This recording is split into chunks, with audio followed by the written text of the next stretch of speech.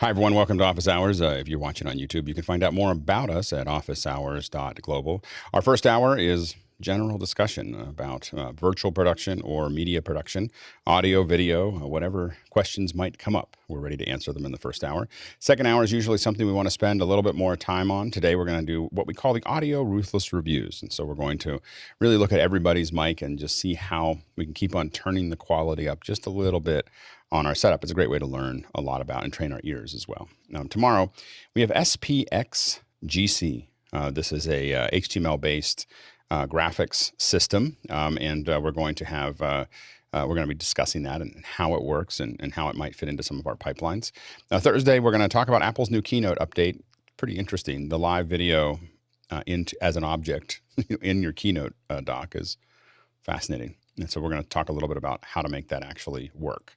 On Friday, we're going to talk about matching cameras with LUTs. Our own Charles Klein is going to be in here, and he's going to talk about how he and I have been going back and forth on some of that recently, and it really opens up a lot of doors. So we're going to talk about that. And then, of course, Saturday is education. We don't stream that. And we'll be joining Todd Reynolds at noon Pacific Standard Time. Now, we have the Belfast method, but applied to Todd Reynolds. So we're going to be taking over his system remotely. Anyway, so that's the week coming up. Let's jump into the questions, Bill. Absolutely. Our first one comes this morning from TJ Asher in Minneapolis, Minnesota. He says, for all the audio gurus here, please explain to me, like a first grader, why compressing audio makes it seem like it's louder. Go ahead, Chris. Okay. Here's the thing about audio. There's peaks and there's valleys. Most stuff kind of stays around a level, but there's always little peaks, little transients, we call them. And when those transients are really hot, we get into distortion. So what we typically do is we'll gain down so that the peaks don't distort. But when we gain down, we're using a giant hammer. And what we're doing is we're turning everything down. So compression alone won't make things louder. It'll just squash those peaks down. But what we gain, no pun intended, by squashing it down is the ability to gain everything up. And so what ends up happening is the bulk of the noise can now be louder if you use that post gain or whatever it's called in your compressor. You can push it all back up and keep the peaks from distorting. That's the way I like to describe compression. Go ahead, Bill. Yeah, I'm going to come at it a little bit differently, but everything Chris said was accurate. But I'm just going to say dynamic range is a thing that audio engineers talk about, and that is the difference between the loudest signal and the quietest signal that a system can pass through cleanly. So if you've got a lot of dynamic range, loud stuff and quiet stuff, and you compress it, you are removing that range down to a couple of things. So if we say 1 is the quietest and 10 is the loudest, if you tell the system, make everything between 7 and 8, that is compressing the dynamic range into a smaller band. It seems louder because all the quieter stuff gets pushed up, and in limiting at the top, some of the loud things could be brought down, but you're just trying to reduce that range so that everything is the same, and that space, it sounds psychologically like everything, because the bottom is coming up, is louder. Courtney?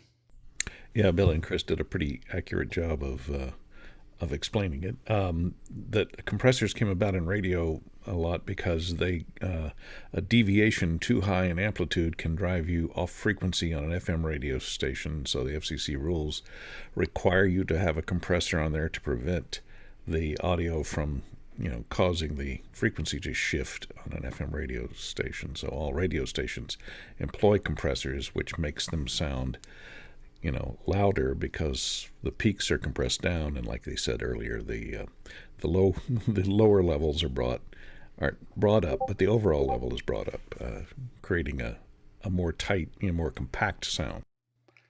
Go ahead, Mitchell. There's a difference between loudness and volume.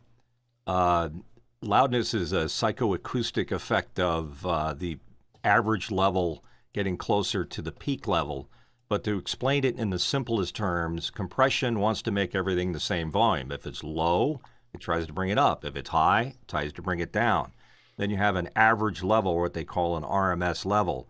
The closer that RMS level gets to the peak level is the loudness. It's perceived loudness of the signal, not the volume, the loudness. So assuming we're talking about the same thing here, it's two different elements to be involved. Next question. Moving on to Gabriel Ung in Malaysia. And Gabriel says, my digital mixer is sending a mix at 0 dBu through the ATEM Mini at negative 15 dBFS is only getting a negative 25 LUFS value on YouTube. I can only hit my target of negative 14 LUFS by pushing my levels close to peaking on the mixer. What am I missing or doing wrong? Go ahead, George. This is definitely related to the first question. Yeah, I was about to say, this is a perfect follow-up. It really is. So LUFS, I don't know all of the technical engineering behind how LUFS is calculated, but it's loudness units full scale, I believe, and it's an average volume calculation of sorts. So you're looking at a meter that's likely giving you peak levels, and you're trying to reach a LUFS of 14. And if you're not using any dynamic control like a compressor and or limiter, it's going to be very difficult to maintain such a high average or LUFS value of minus 14. Like you'll have to speak about the same volume at all times and never really vary because it's a very high average level. So you may need to use some processing to get there. And I'm not sure why you would need to target negative 14. Negative 14 is very loud, especially if it's spoken word.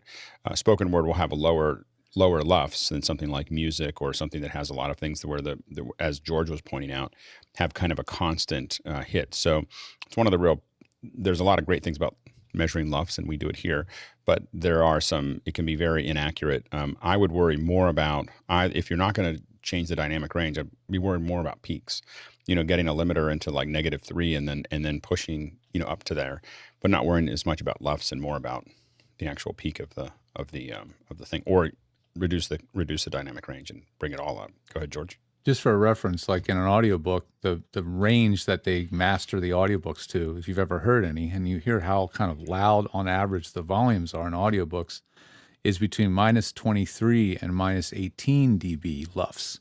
Right. So if you're trying to target -14, now you're getting into like top 40 radio DJ kind of volumes. It's very, very, very hot. Absolutely, Bill. And one other little thing to throw another wrench into it is that there used to be a standard on the VU meters. The LUFS standard changes a good little bit, and you will find that a radio station will ask you to, or not a radio station, but a TV station, for example, commonly asks me to deliver at negative 24 LUFS.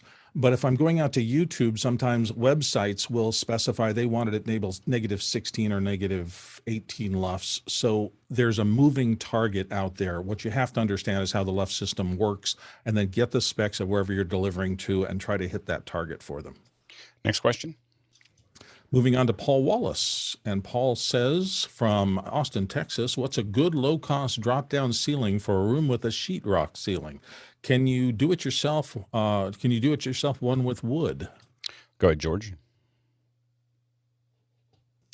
I think I need more information on that question. What is Paul actually trying to accomplish with this low-cost drop-down ceiling?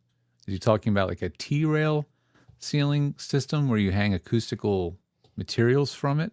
Or is this more of a reflective area, like a diffuser system? There's a lot more context, I think. I would need to answer that more clearly. Go ahead, Mitchell. I'll try to answer it quickly.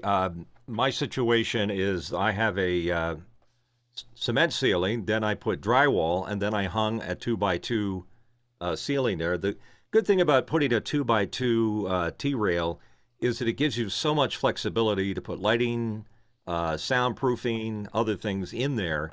And primarily the treatment that you add to the 2x2 is good for the sound in the room. But if you're trying to keep an adjacent room sound out, and I think that that's what you were alluding to, you need density. So there's a mat that you can like hang above the 2x2 grid ceiling that helps absorb any of it, because density equals sound abatement, keeping it from going all the way through. Go ahead, Jeffrey. It depends on the type of wood that you're going to be putting onto the ceiling. The big thing is that you're putting something hard into something soft. Drywall is very soft. So if you don't put studs in the right spot, your whole ceiling is going to crash down to the floor. There is some drop ceiling that is panel based, which is wood, but I don't think that's what you want. I'm thinking you're looking for some sort of slight bounce to bring acoustics into a room, and so you're probably going to have a harder wood. The better thing, instead of thinking of a drop ceiling, is to actually just kind of look into seeing about replacing your ceiling, your drywall, with a wood ceiling. Otherwise, like I said, you might have a lot of problems with, especially with the weight of the wood. And I would never attach anything. I personally will never attach anything to drywall ever, other than small nails for pictures, and that's about as far as I'll ever go, just because it's so unstable. But if you find the hang points, you can drop the drop ceiling down. I think that the advantage, as Mitchell pointed out, not only can you figure out where to put the lights and so on and so forth, you can actually hang lights from the T-bars. So there's things called scissor clips that will just clip onto them. You can drop baby pins down. And I have put an enormous number of lights into a hanging ceiling without too much trouble. So I think Mitchell's going to probably show us some of that right now. Yeah. So you can fill that whole thing up. It turns into a grid. So that's one of the easier ways to make that happen. Next question. Chris Fenwick's up next here on the panel from California. And he says, Jason, you've been saying lately that you are so happy that your sound card is going to be replaced. What are you currently using, and what do you not like about it? Okay. The Focusrite 2i4. Focusrite, in general, the low-end Focusrites I have a sordid and annoyed history with them. I can't tell you they're terrible quality. I can tell you they are inconsistent, which to me is akin to death in production. I'll leave it at that. The greatest suck of time for setting people up that I've had in the last 10 years. Just so many hours. I was confused because there's no Focusrite in your lower Fenwick, so I didn't realize. Yeah, I didn't commission a temporary faux Fenwick before my actual proper Fenwick. Yeah, he didn't want to ask for a proper Fenwick, so he's living with a faux Fenwick until he has the proper chain. A damaged faux Fenwick. Exactly. All right, next question. Andy Kokendorfer, Viera, Florida, is up next. Does anyone have a list that can be sent to Zoom presenters for camera, mic, lighting, IT recommendations? Thanks. Go ahead, John. Roscoe Jones keeps a thing called the Gold Sheet with all of that information on it. I'd hit him up in Discord. Go ahead, Sky.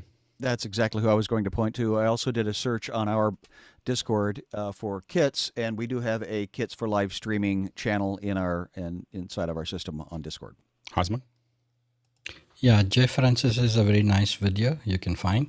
He explains all how to look good and dress up for a meeting.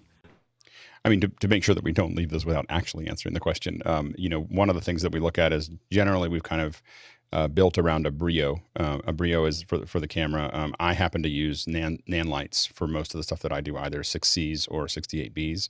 For the lighting there, we try to give people heads and in-ear, and that is typically for us an auto or an audio implements. For the in-ear that's there, and then for the microphone on the low end, we use Piles and Pulse and headset mics over both ears. The single ear is a nightmare, and then but as we move up, we tend to look for a USB mic, something like an SM7B, or even a Yeti. So those are some of the things that, just to make sure we have actual some details in that process. Next question. Comes from Ben F. in the UK, and Ben says, when labeling cables, what approach do you use at either end? For example, what goes on either end of an HDMI between a camera and an ATEM, and the USB-C between the ATEM and the Mac? Go ahead, Jason. To my knowledge, there is no standard way of doing this because, of course, you're labeling it for your own reference. I love industrial labelers. This one is beautiful. The one that Alex recommended from Brother, that is the little cubey thing that connects beautifully to Bluetooth, is great too. I'd say the best way to do it is an idiot-proof way. So ways that I've seen this done in the past. Your example is HDMI between the camera and the ATEM. Well, on one side it should say to ATEM, and on the other side it should say to camera. And generally, I like the wraparound instead of cable flag formats. Any professional labeler will do that. Go ahead, Stuart. Are you there, Stuart? There's actually 4 schools of thought, and I'll start with the professional one. These are cable labels that are numbers, and you'll notice the colors of the numbers. They're actually the same color code as a resistor color code for doing electronics. They go on the cable before you assemble the cable, before you run the cable, and then you have a spreadsheet that tells you where the cable goes from one to end to the other. That's how it's done in broadcast systems all over the world. Then you get the lower budget ones, which are, you label the cable with a tag on it that tells you what it plugs into at one end, or you label the cable with a tag that tells you what plugs into it at the other end, which can be confusing. So probably avoid that one. And then there's the fourth method, which is I've run the cable and oh, shoot, I forgot to label it, and you're wrapping tape around it. You can get what looks like wrapping systems for pipes and what have you that have got labels on them that you can then use once the cable's in situ. And all of these things are available over the counter at decent electronics stores. And yes, Good. Jason, that book. Courtney? Yeah, all the suggestions given so far are great. They're more for permanent installation cables, where you're trying to route cables and they're going to stay plugged in. For cables that they're plugged into different things every day, like just audio cables, etc. You can color code them with just a piece of vinyl tape you can get in different colors for coding.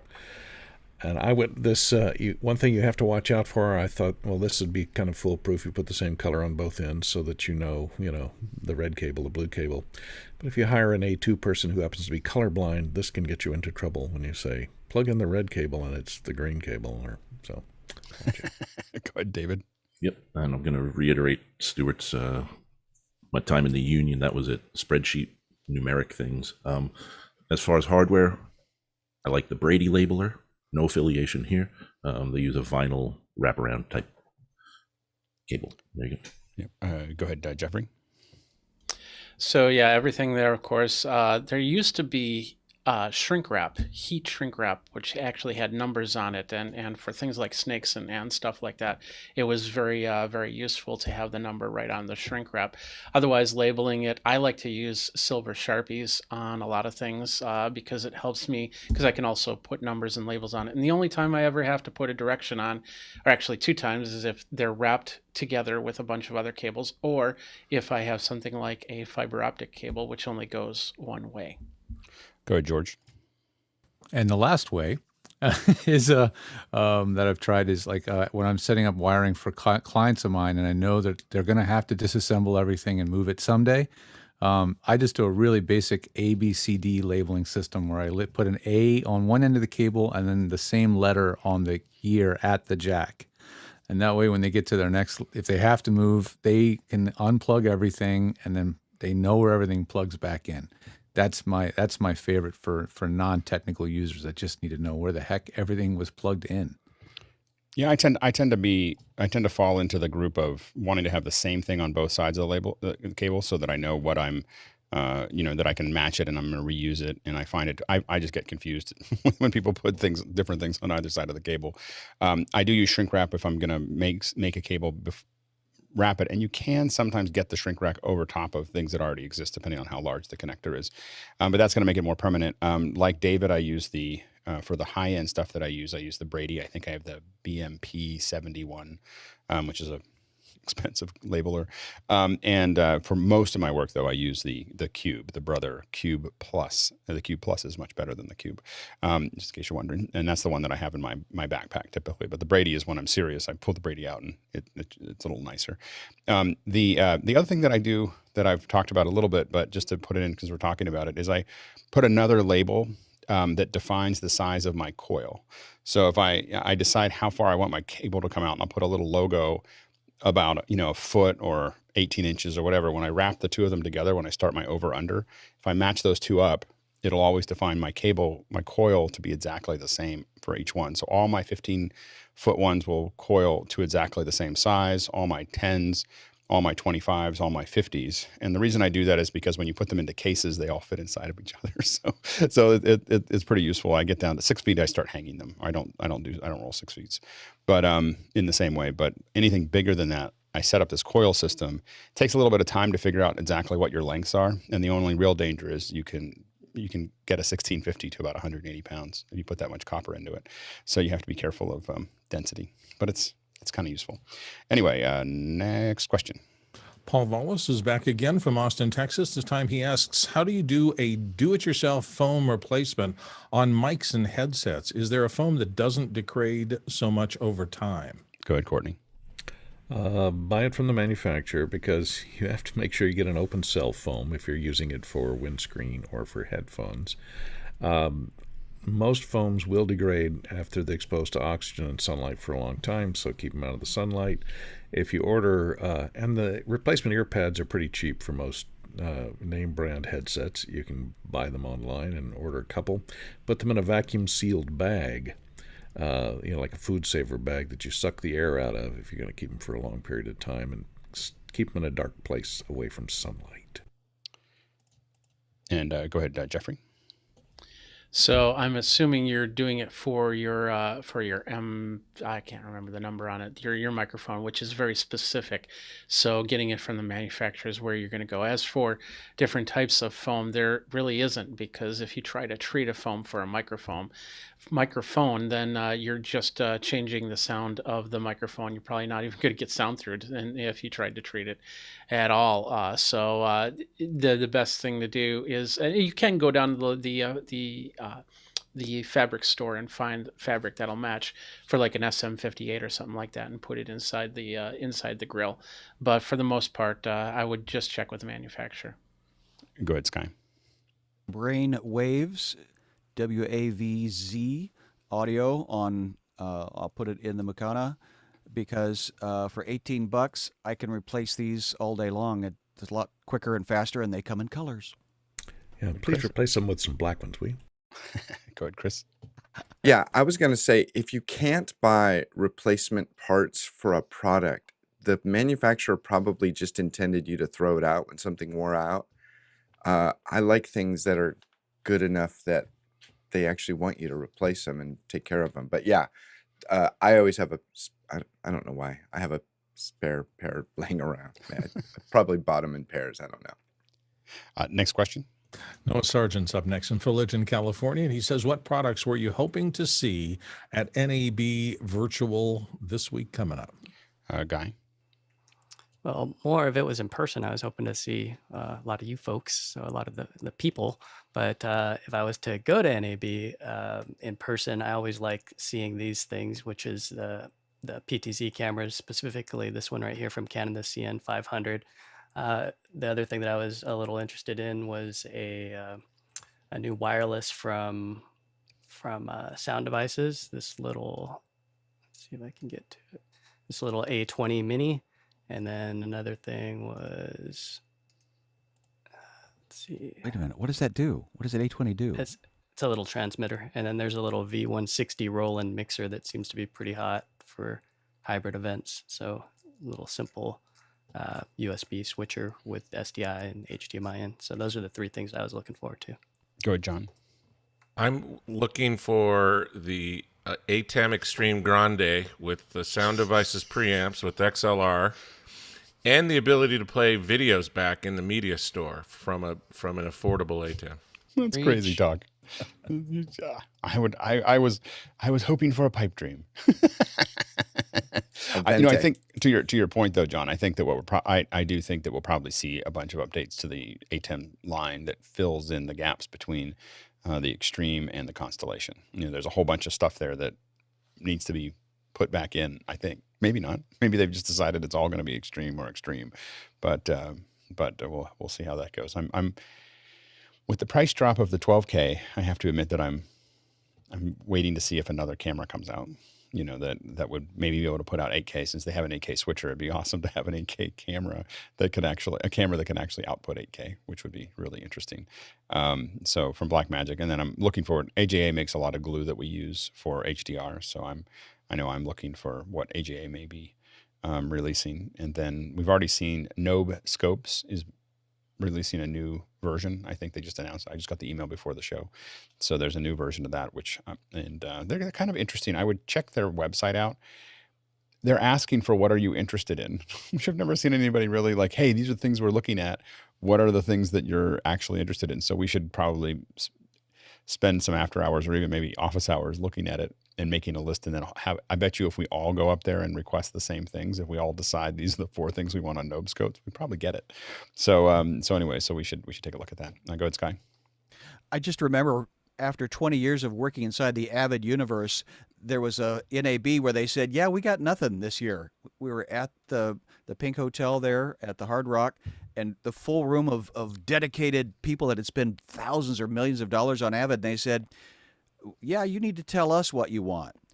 And that was at the beginning of the big shift of, all of the other competition was taking over the Avid nonlinear world. Yeah.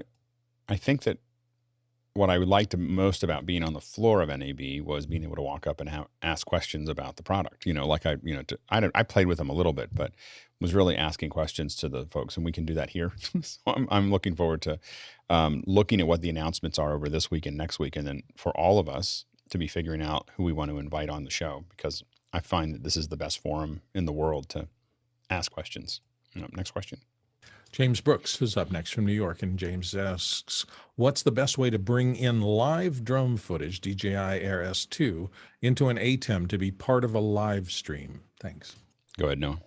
I had this problem a few years ago, and so the 2 things I eventually figured out. One is there are some tablets that you can use to be a part of the controller, and that system can basically there's an HDMI out of the tablet, so it's kind of into the tablet and then out, depending on the controller. But really the best way is to cheat, and so you would pre-record the video ahead of time, that you won't have any connection issues or dropouts, and you're not worrying about an output from the controller.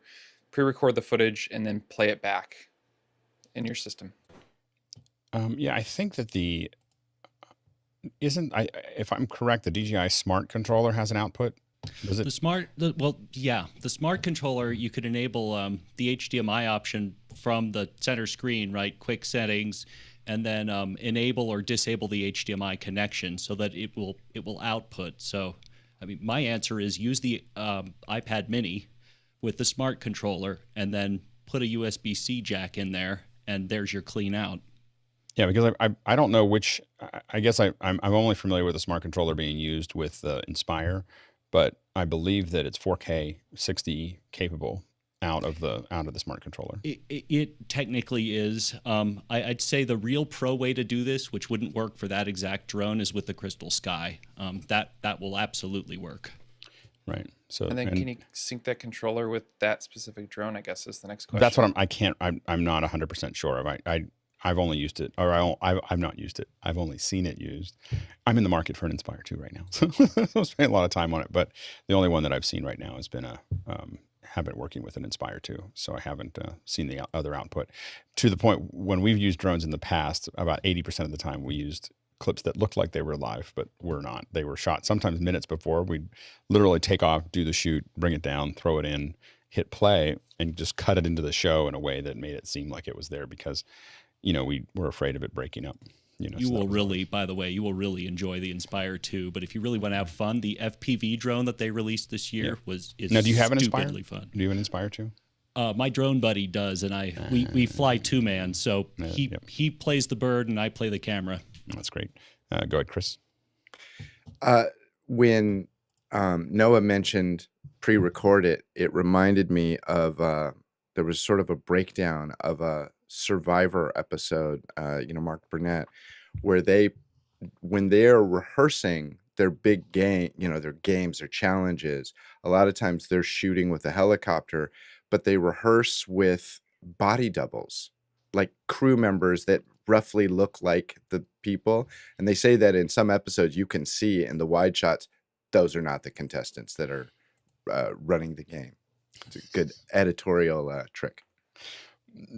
I was amazed at how much we used when we worked on a film in Japan, and there were so many times where we used a body double for over the shoulder shots, and even ones where just if we could get away with it at all, it was just so hard. It was so expensive to bring all the actors in at one time that you did it pretty often. It turns out audiences are very susceptible to being fooled. Yeah, Stuart. Very. Yeah, Jason mentioned the smart controller before, and I believe the smart controller can work with the FPV goggles from DJI. There is a hack available for that gets HDMI directly out of the goggles. If I can find the video link for it, I will drop it in the comments. Yeah, there absolutely is, but you can get into tricky waters with that. Suffice it to say, it also I don't think will work with that particular drone, the one you referenced. Next question. Chris, and just Chris, in Milwaukee says, what should I focus on to reduce echo in a home office that's currently bare walls without making it look too much like a recording studio or spending a lot of money? Go ahead, Chris. Easiest thing to do, and it's not necessarily the best, but easiest, is get some fabric on the wall. It doesn't have to be acoustic foam. It can be a tapestry. It can be some sort of decorative, geometric pattern. Build a simple frame, like, 2x2s, nail it together with simple nails, put some foam in it. Just put anything. Put your old laundry in it. Cover it with the thing, and you'd be surprised. Wash it first. Come on. You might want to wash it. I will admit that could be better, but cover it with some sort of fabric that you don't mind looking at. It will make a difference. It's not the best, but it will make a difference. Go ahead, Courtney. Yeah, and following along that same idea, curtains. Get a traveler rod, go to your department store, get a nice long traveler rod, and buy curtains that are about 5 to 6 feet wider than the area that you're going to cover, even though they're not covering a window or anything. You can draw them, and they look like there would be a window behind them.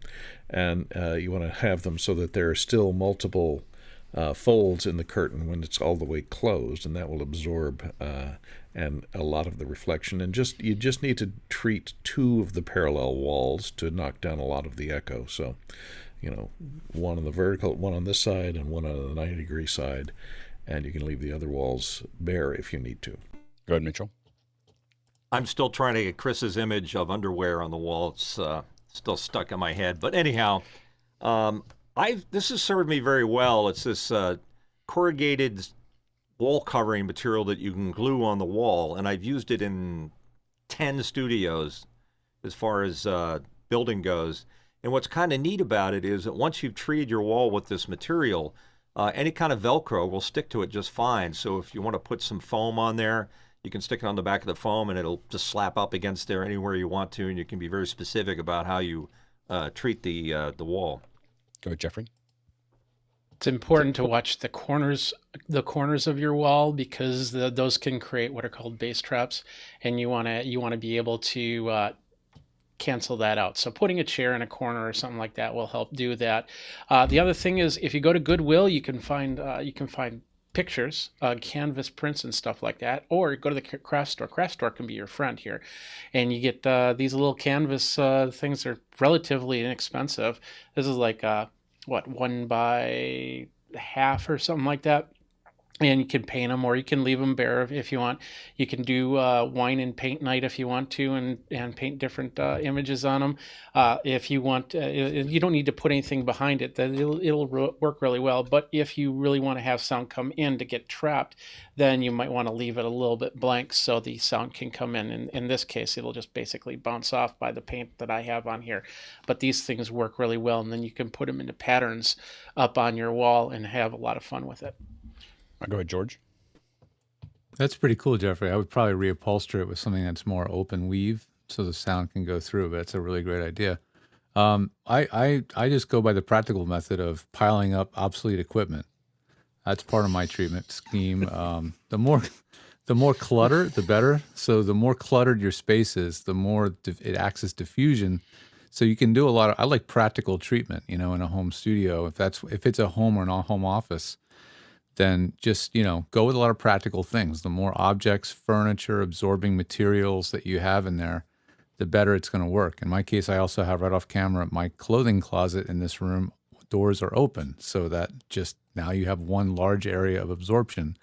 So it can be a combination of many different things, but everybody's right so far. It's just come up with a scheme of materials that you like to look at.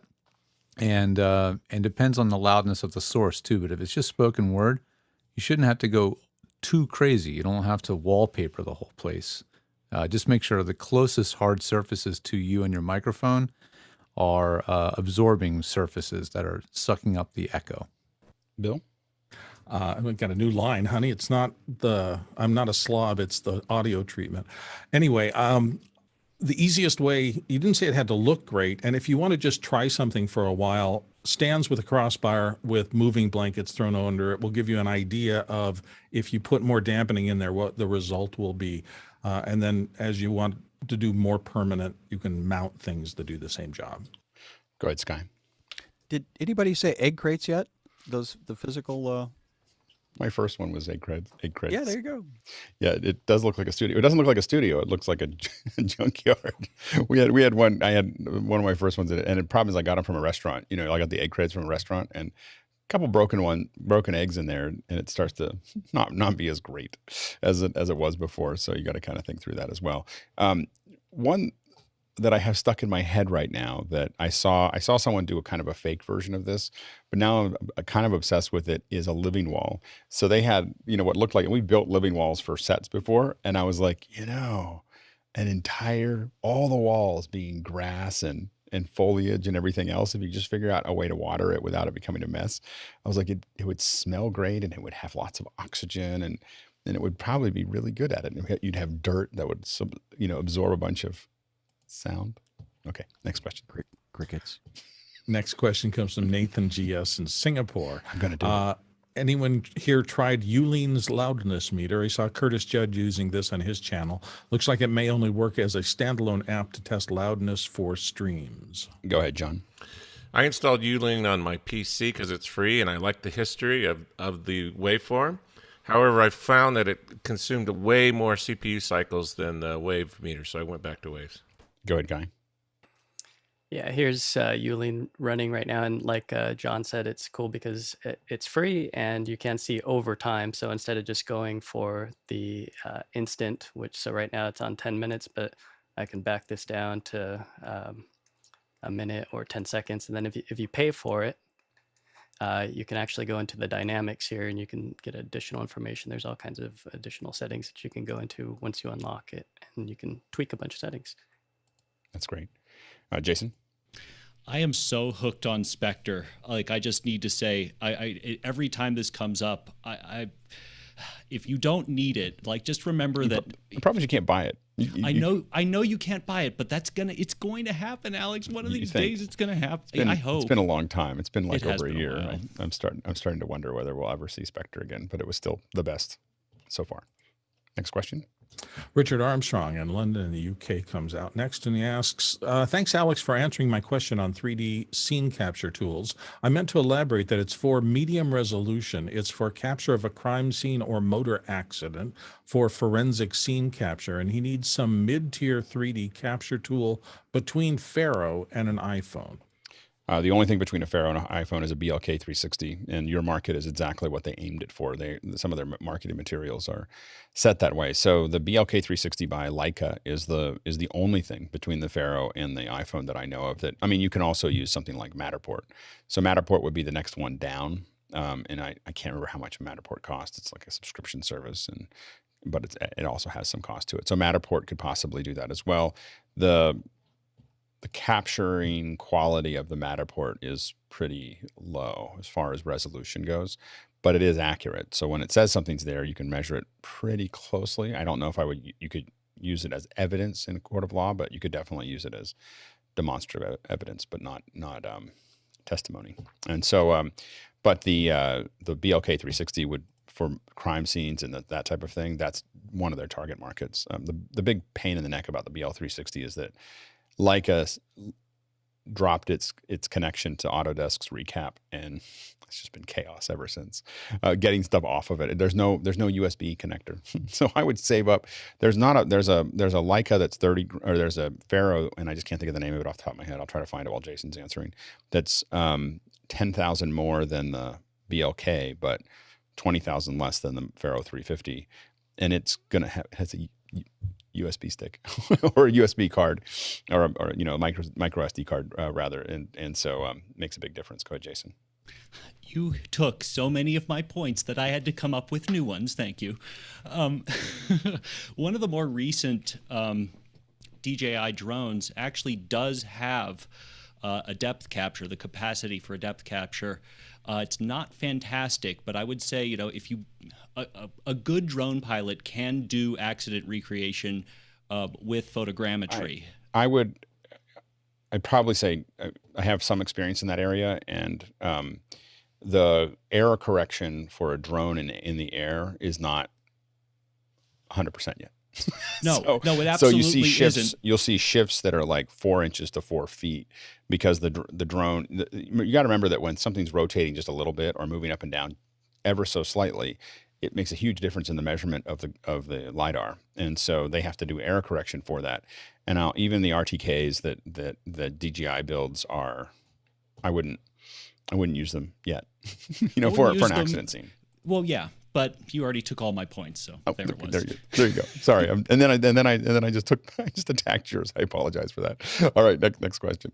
Moving on, Noah Sargent in Fullerton, California is right back with, could we talk about meters, digital, analog, plus 4 dB, minus 10 dB, and so forth? Can we? Who's going to raise their hand? Who's going to jump down that path? No, nobody. We're like, where's Mickey? Mickey talks about the meters. Go ahead, Courtney. Modulometers, I vote for those from the Swiss for the Nagra, the old percent of modulation with an analog needle. That's my favorite. Yeah, go ahead, Bill. So meters are essentially measurement devices. And the reason you get into these different standards is they measure different things in different ways.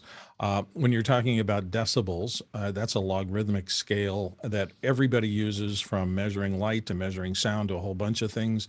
Mostly it's used in sound. But meters used to be easier because everything was analog back in the old radio days, and you had these VU meters and everybody understood how they work.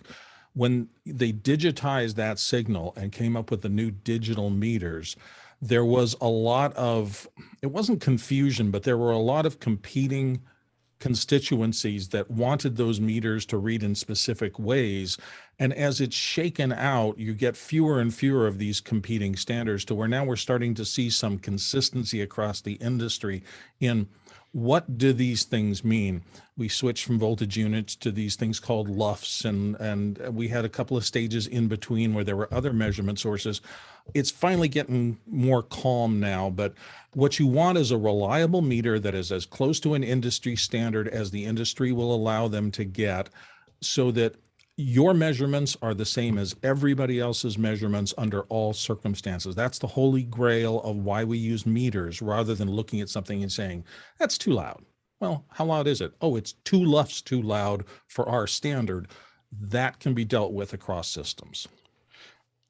And I'll just say that I prefer digital meters because I can do measurements that are more detailed with them, and that's going to end up digital for me.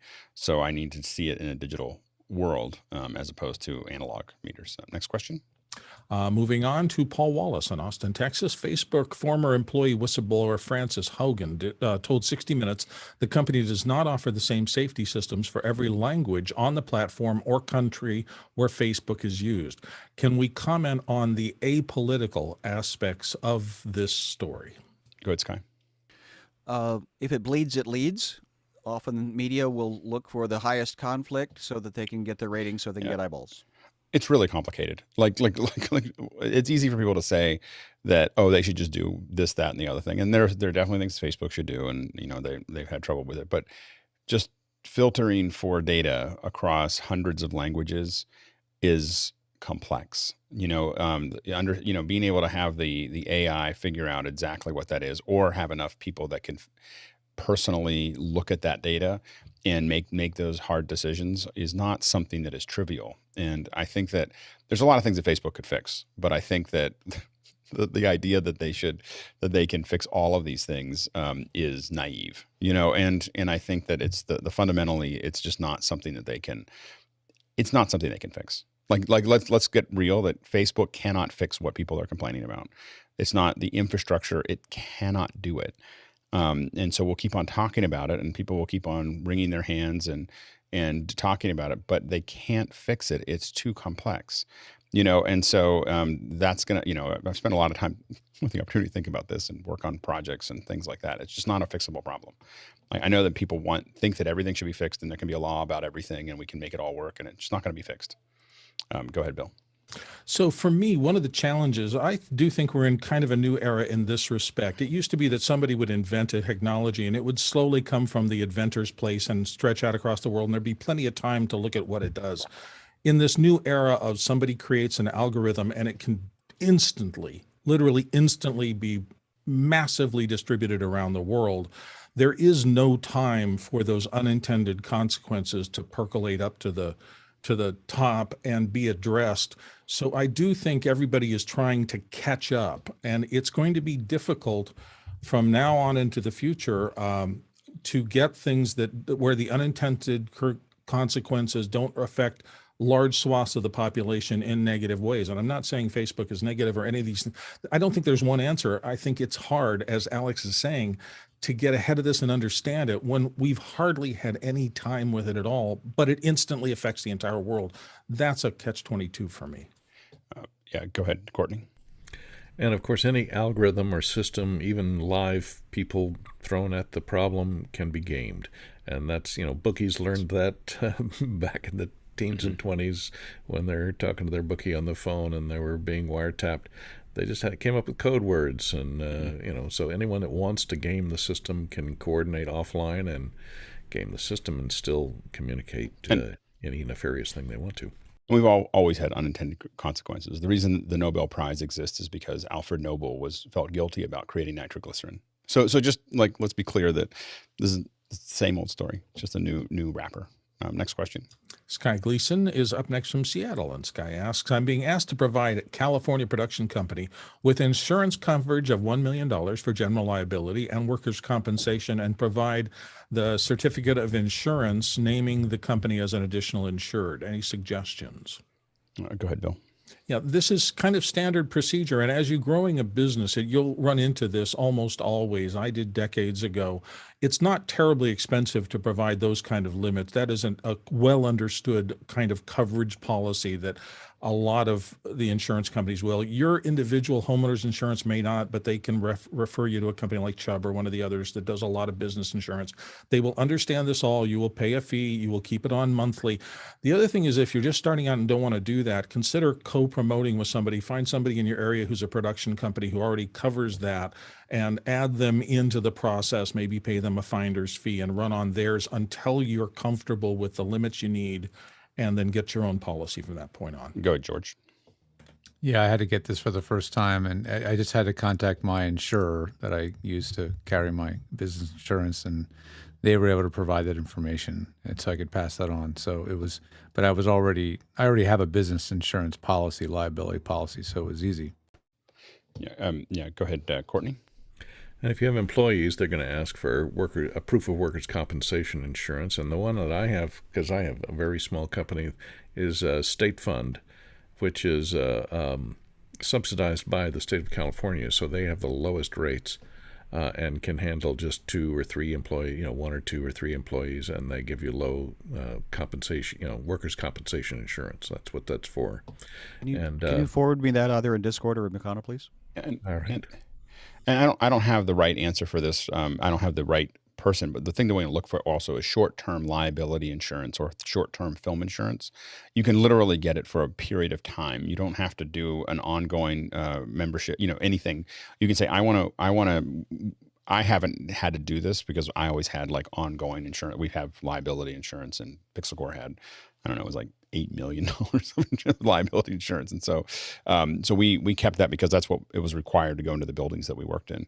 But for these smaller ones, a lot of times we're working on short films, the producer will get insurance for a month or for 3 weeks or for 6 weeks or 8 weeks.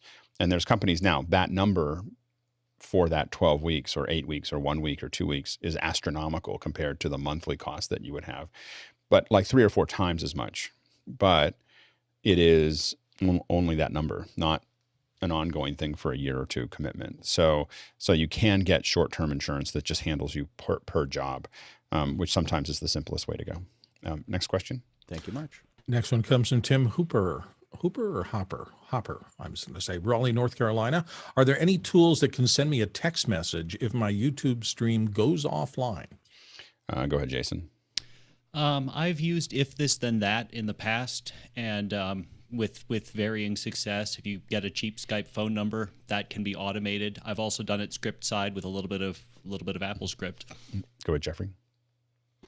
Yeah, there used to be a way that that YouTube, and I haven't done it in a while because I usually have Restream tell me when my streams are over. But in YouTube, you get an email, and when you get the email, you could actually have that port through IFTTT or and I can't think of the other service that that does the same thing. That'll then send it over to a text message as well. Next question. Elliot Robinson in Las Vegas asks, how do you measure voice quality? Go ahead, Bill. So there's two methods, a good way and a best way. The good method is to use scopes and things like that to look and see if there are any anomalies. The best way is with your ears.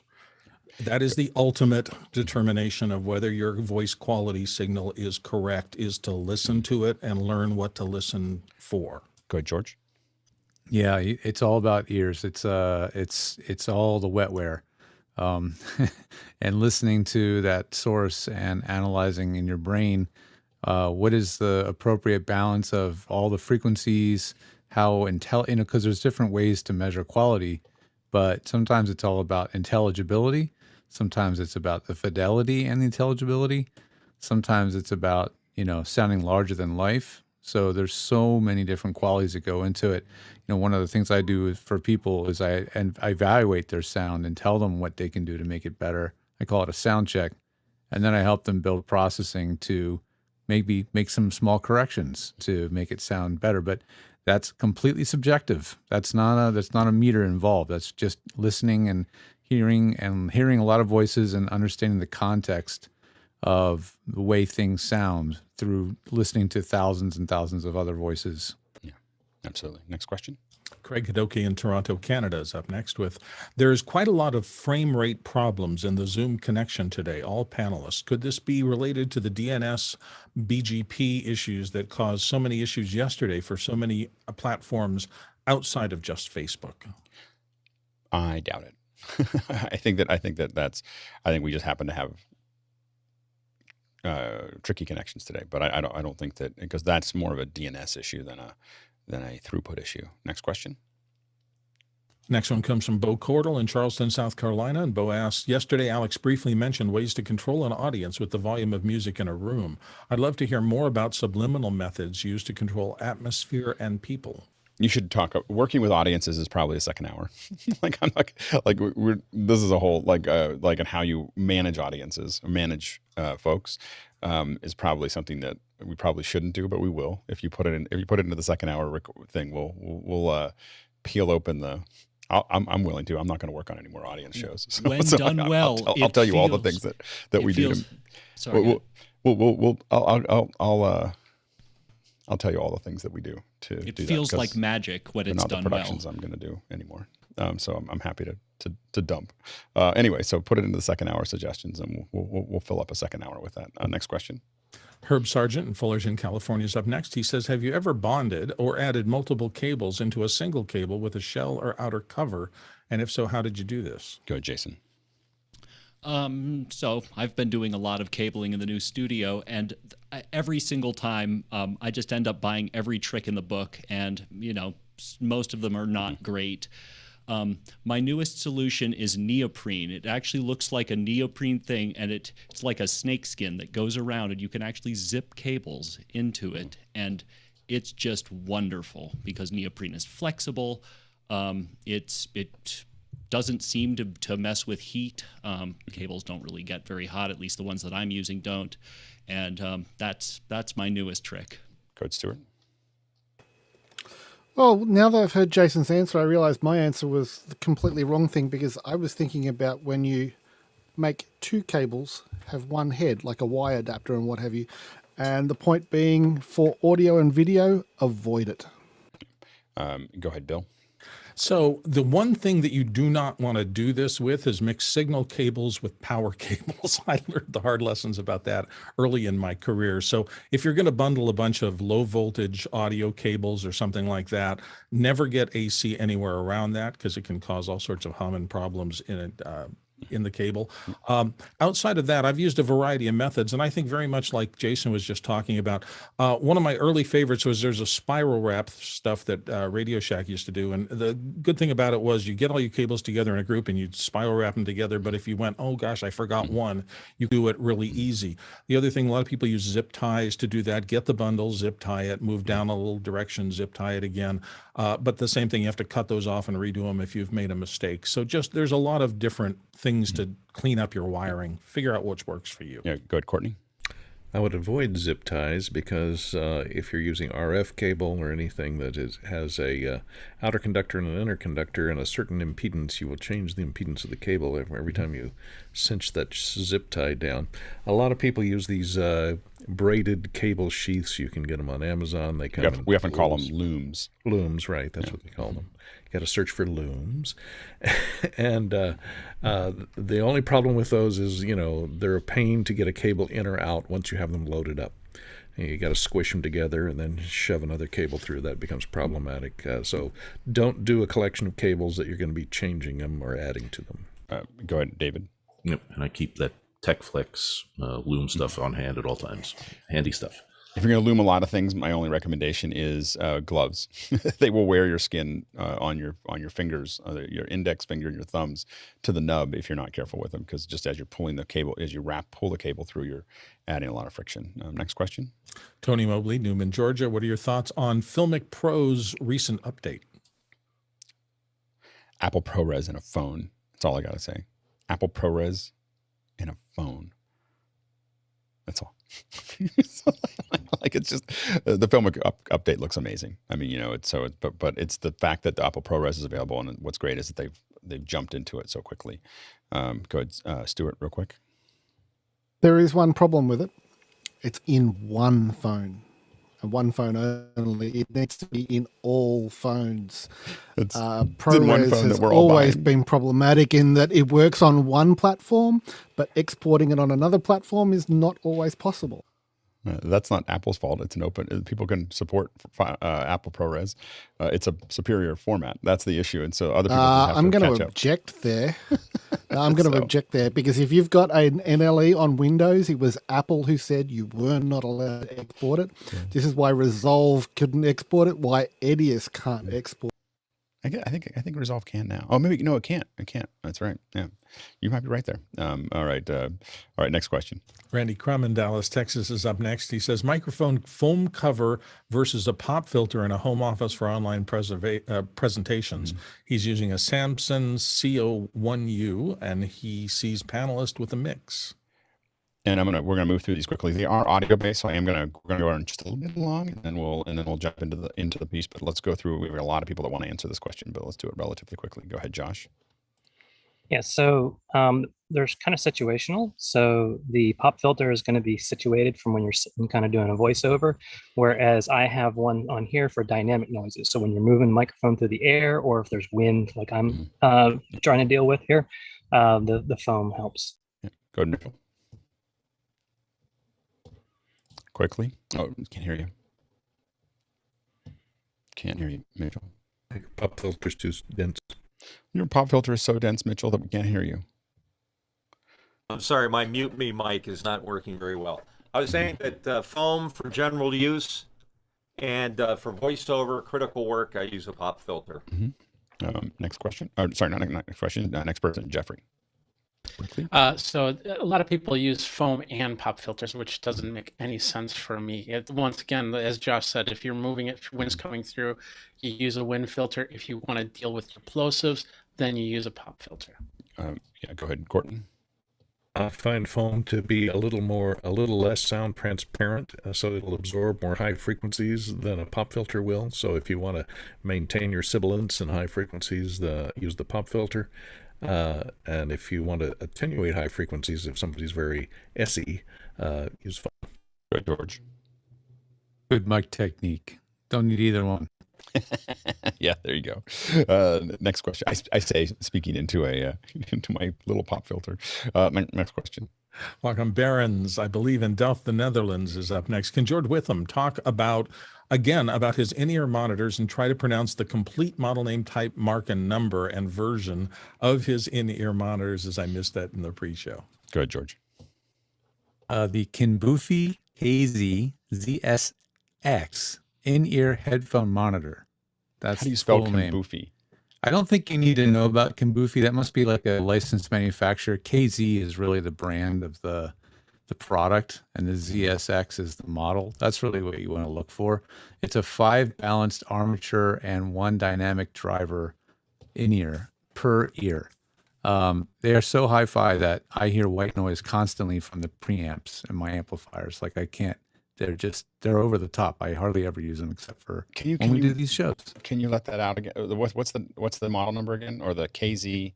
KZ ZSX. Sounds like a car from the 80s. And your impression, George? Good, bad, not so good? Well, my impression is that they're too much of a good thing, and I can't use them all the time because they're super irritating, because they're unbelievably revealing. And they're only $60. Crazy inexpensive. I mean, these are a Chinese version of what would normally be like $1,000 in-ear monitors. All right, I gotta try it. Okay, one syllable per monitor. Yeah. Next question. Noah Sargent in Fullerton, California said, I heard from Curtis Judd that his target for YouTube videos is generally negative 14 LUFS. Is that what you aim for as well? I think it's really aggressive if you're not using a lot of compression. If it's spoken word, I think that's all I would say is that's really high. If it's spoken word, it's not that bad. If it's music and all kinds of other stuff. Next, Bill, I'm going to keep moving. Just next question. Next question is Nick from Mikhail, looks like Kamkolar, Koklar of New Jersey. Sorry about that, Nikolai. When working with wireless transmitter receivers for audio, like Lectrosonics set for example, what are some additional ways to help with eliminating interference beyond writing or using multiple unused frequencies? Go ahead, Jason. I love that little conditional there, because that is kind of everything other than cleaning your power. So get a signal meter, understand the frequencies you can and can't use for where you are, be sure that you're legal, and then just scan where you're using them. Next question comes from Douglas Carmichael. And Douglas has our last question up today. And has anyone used the Nanoleaf light panels in their spaces? And if so, how have you used them? And Jason, real quick. I love them.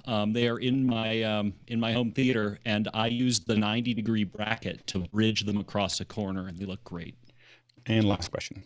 The last one from Elliot Robinson in Las Vegas. Did Facebook and other major social media's outages yesterday cause any concerns in the media?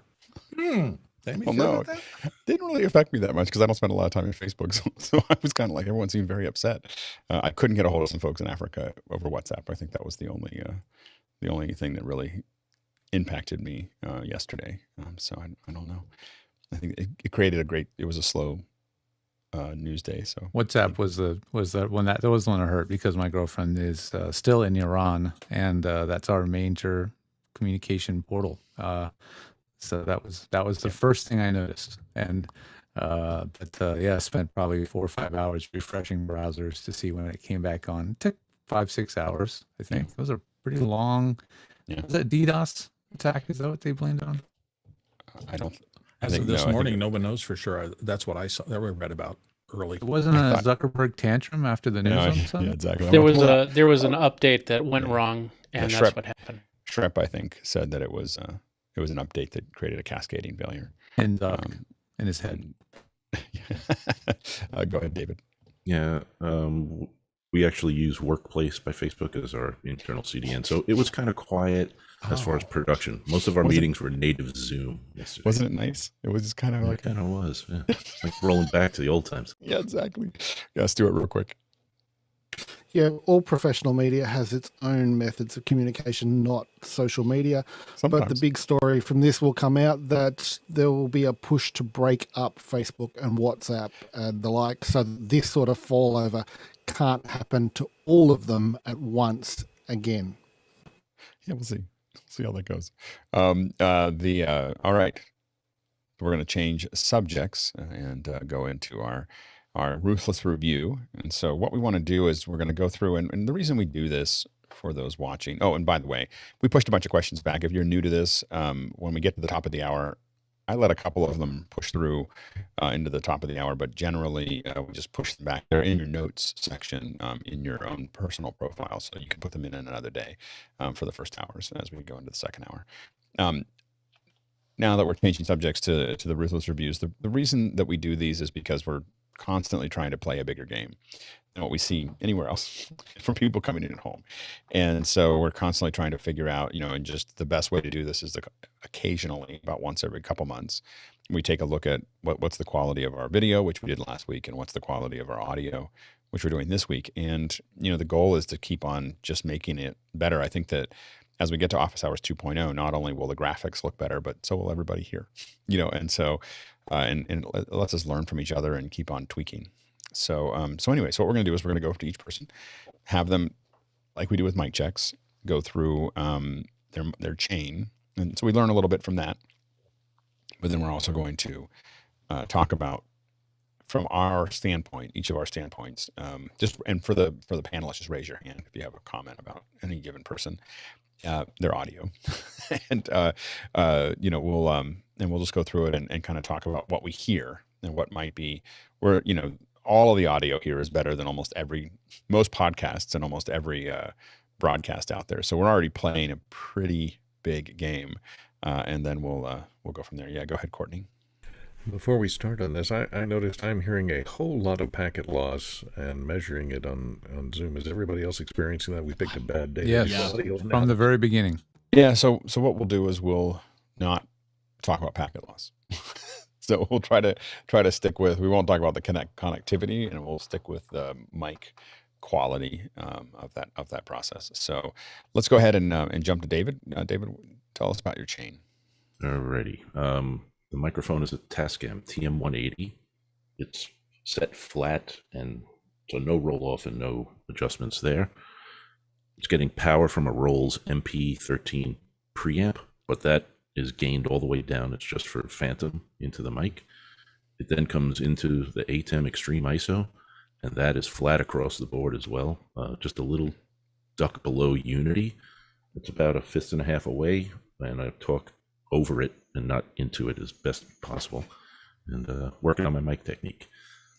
I've turned off the 20th anniversary Mac because the last time I did this, that thing was making an awful racket. So, yeah. Any comments? Anyone? Yeah, the fidelity is awesome of that mic. It sounds really nice. Being it's a large diaphragm, probably cardioid condenser, is a pretty wide pickup area, and so it is getting some bounce or reflection off some parts of the room. Are you in Zoom original sound on or off? It is currently off. So yeah, Zoom is fighting the echo and trying to get rid of the reverb in the room. It's doing okay. Turn it on if you want to hear original sound. Yeah. Okay, so now it's with original sound on. David Brady, Tascam TM180, Rolls MP13, ATEM. Yeah, and now you can hear the room tone, and we all have some kind of room tone, right? Okay. It's there. But yeah, you just hear a little bit of reflection in the room. So the signal chains are totally fine.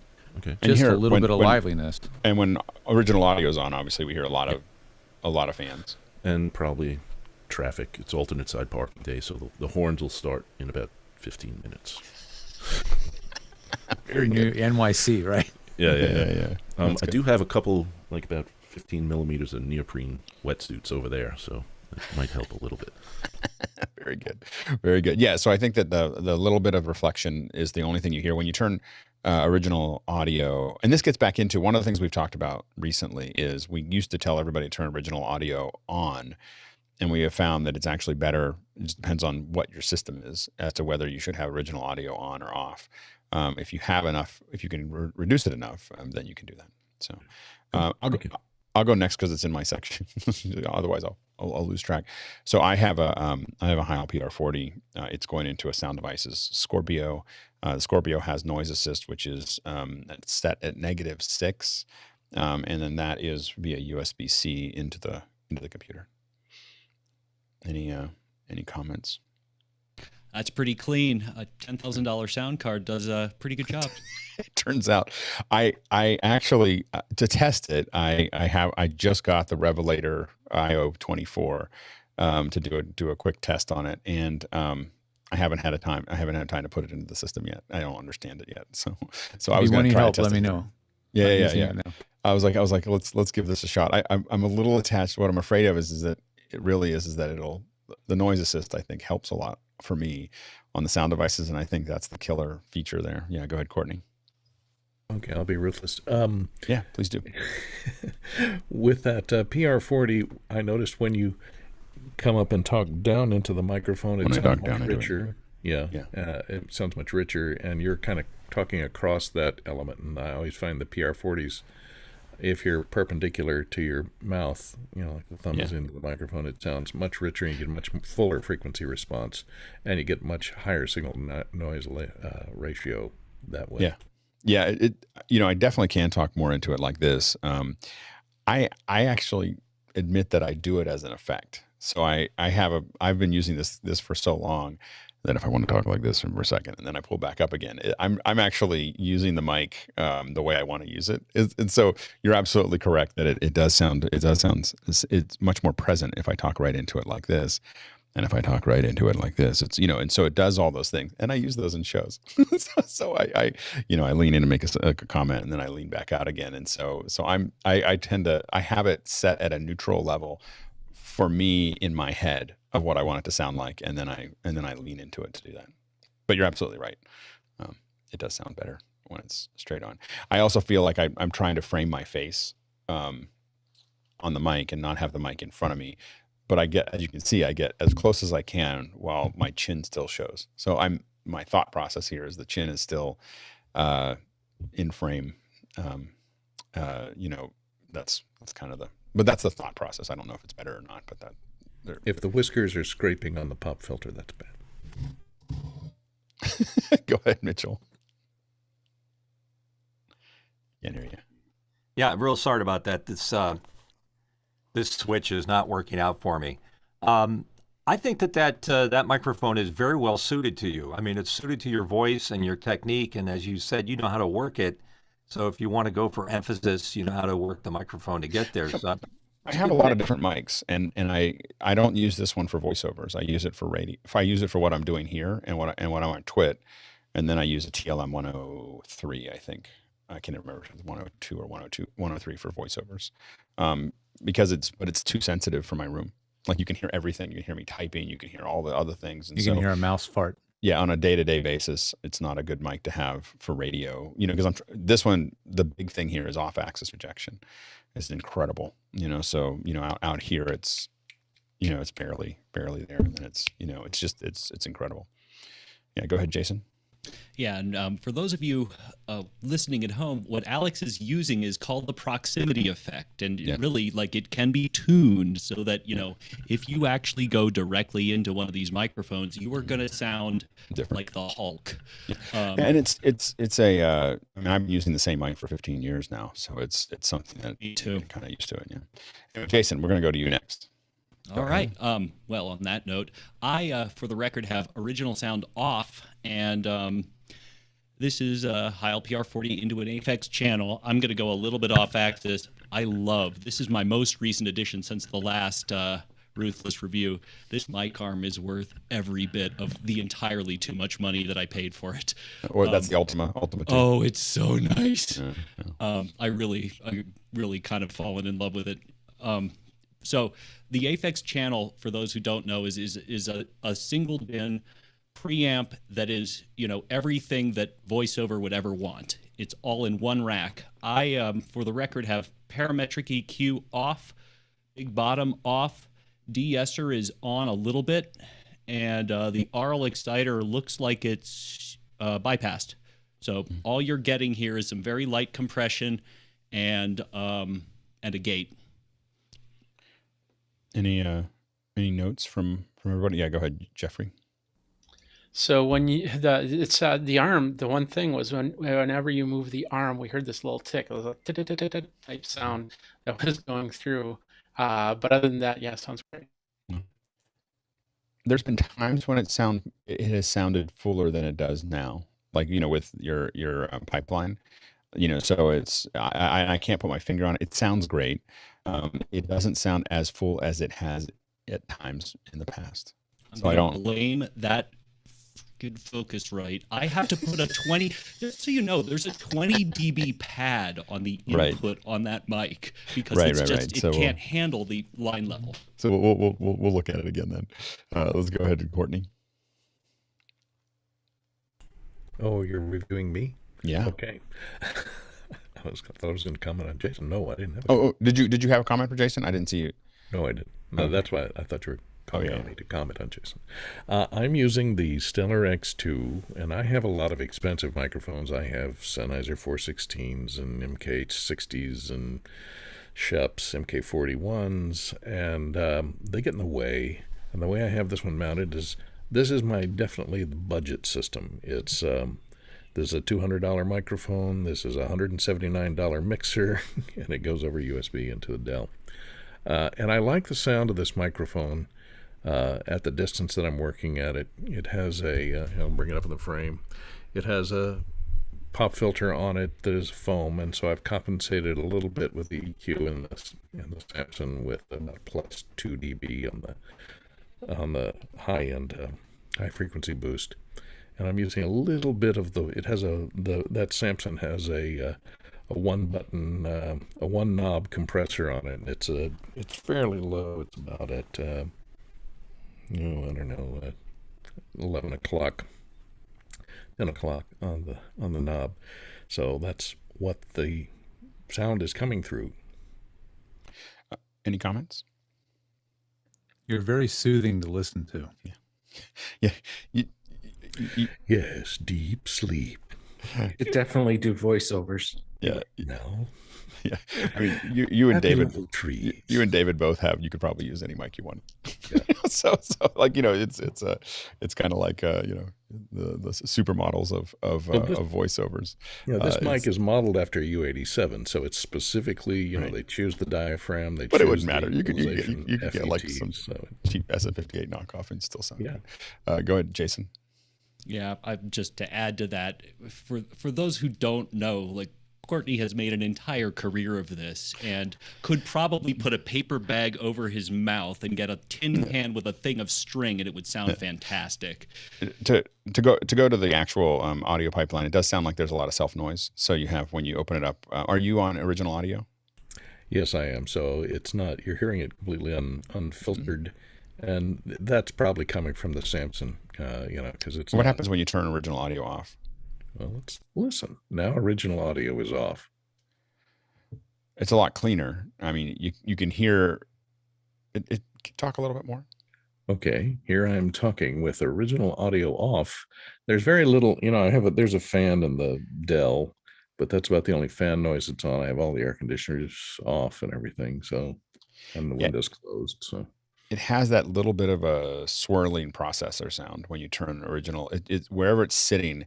When you turn, I would go ahead and leave the original audio on, even though there's some self noise in the system, because it is what Zoom is doing to it with original audio off is you can hear this kind of chamber, this, I don't know, it's that tunnely comb kind of filtering thing. kind of the comb thing, filtering thing that you can actually hear the quantization of the. And you heard a little chime. Yeah, there we go. You've got mail. Yeah, absolutely. So very good, very good. Go ahead, Mitchell. I'm looking at a AKG 414 with a little bit of a foam screen on it. Goes into an Aphex like Jason. I do have a little bit of EQ on it running through my favorite frequencies because I'm a radio DJ and I've always had that cutting voice that works through. So I'm using that. I'm also not a big fan of gates. I prefer expansion because the gates on this Aphex in particular, when I set it to gate the background noise out, it tends to chop off the first cycle of the incoming sound wave. So I have it very, very set so that the threshold for it is low, but the depth that it goes to is set at a certain level. And then it goes into my Sony FX3. And like a lot of you guys, and Courtney in particular, for this kind of a use, the 414 and the AFEX is there because I'm not using it. In my voiceover studio, which is right behind me, I use a U87 and a Neve 8801, and I just think that would be way overkill for this kind of a use. Nothing is overkill. You can't overdo it. Anyway, no, it sounds very clean. What any comments that anyone has? I can take it. Sounds great. Sounds great. I don't know what to say. It sounds really good. I don't know you. I haven't heard you personally, and I haven't heard you on any other mic. Listening to the tonal quality of your voice, I think you have more range. Like you sound bassier in person than you do through the system right now. So I think that you have your voice sounds to me like there's some low end that isn't there, that isn't in the system, that I think is in your voice. Like, and I could be wrong, but I feel like your system is rolling off the low end just a little bit, and I don't know that for sure. Like I don't have a reference point other than what you've done so far, so I don't know, but it feels like you have resonance in your voice that I think would come out with a little less roll. Is there a roll off at the bottom? Yeah, I do have it rolled off on the low end. How high is the roll off? Just maybe a couple of dB. But where? What? At where? About 120. Yeah. Neck of the woods. I generally don't like to push the bassiness of a voice because it's not necessarily intelligible when you got the high range going on at the same time. Yeah. That's exactly what we were talking about earlier about how do you judge a quality of voice? Is it more about clarity and intelligibility? Mm-hmm. Is it more about a feeling? Right. Is it the reality of the voice? People always say, I want a mic that captures me the way I actually sound. Is that actually what people want to hear? It's all definitely not very subjective. And George, but for the record, George, even before we get to you, you sound fantastic on that mic and with that setup. So I'm interested to hear what you say about it a little bit later. Yeah, absolutely. It might be George's job. So go ahead, Stuart. Well, today was definitely not the right day for me to mess around with my audio setup, obviously. I've been trying to get rid of a little bit of the delay in the system and route the microphone through the camera so it'll all be synced up a little bit better rather than doing it all in the software. Mm-hmm. But in the process, I had my Behringer C1 sitting over on my stereoscopic product rig, and I tried the C2, which is normally sitting on top of the AJA Scion as my atmospherics microphone, and I thought this sounded a little cleaner. So it's going through the same Behringer Xenix 1222 USB mixer into vMix the same way, and out through NDI and into Zoom like normal. I was trying to go through a Tascam DR70 into the VG900 and that way into vMix, but it didn't want to work. Any comments? Go ahead, Courtney. Oh, and hang on. An AMSR for you all. Here's a biscuit being broken. Very good.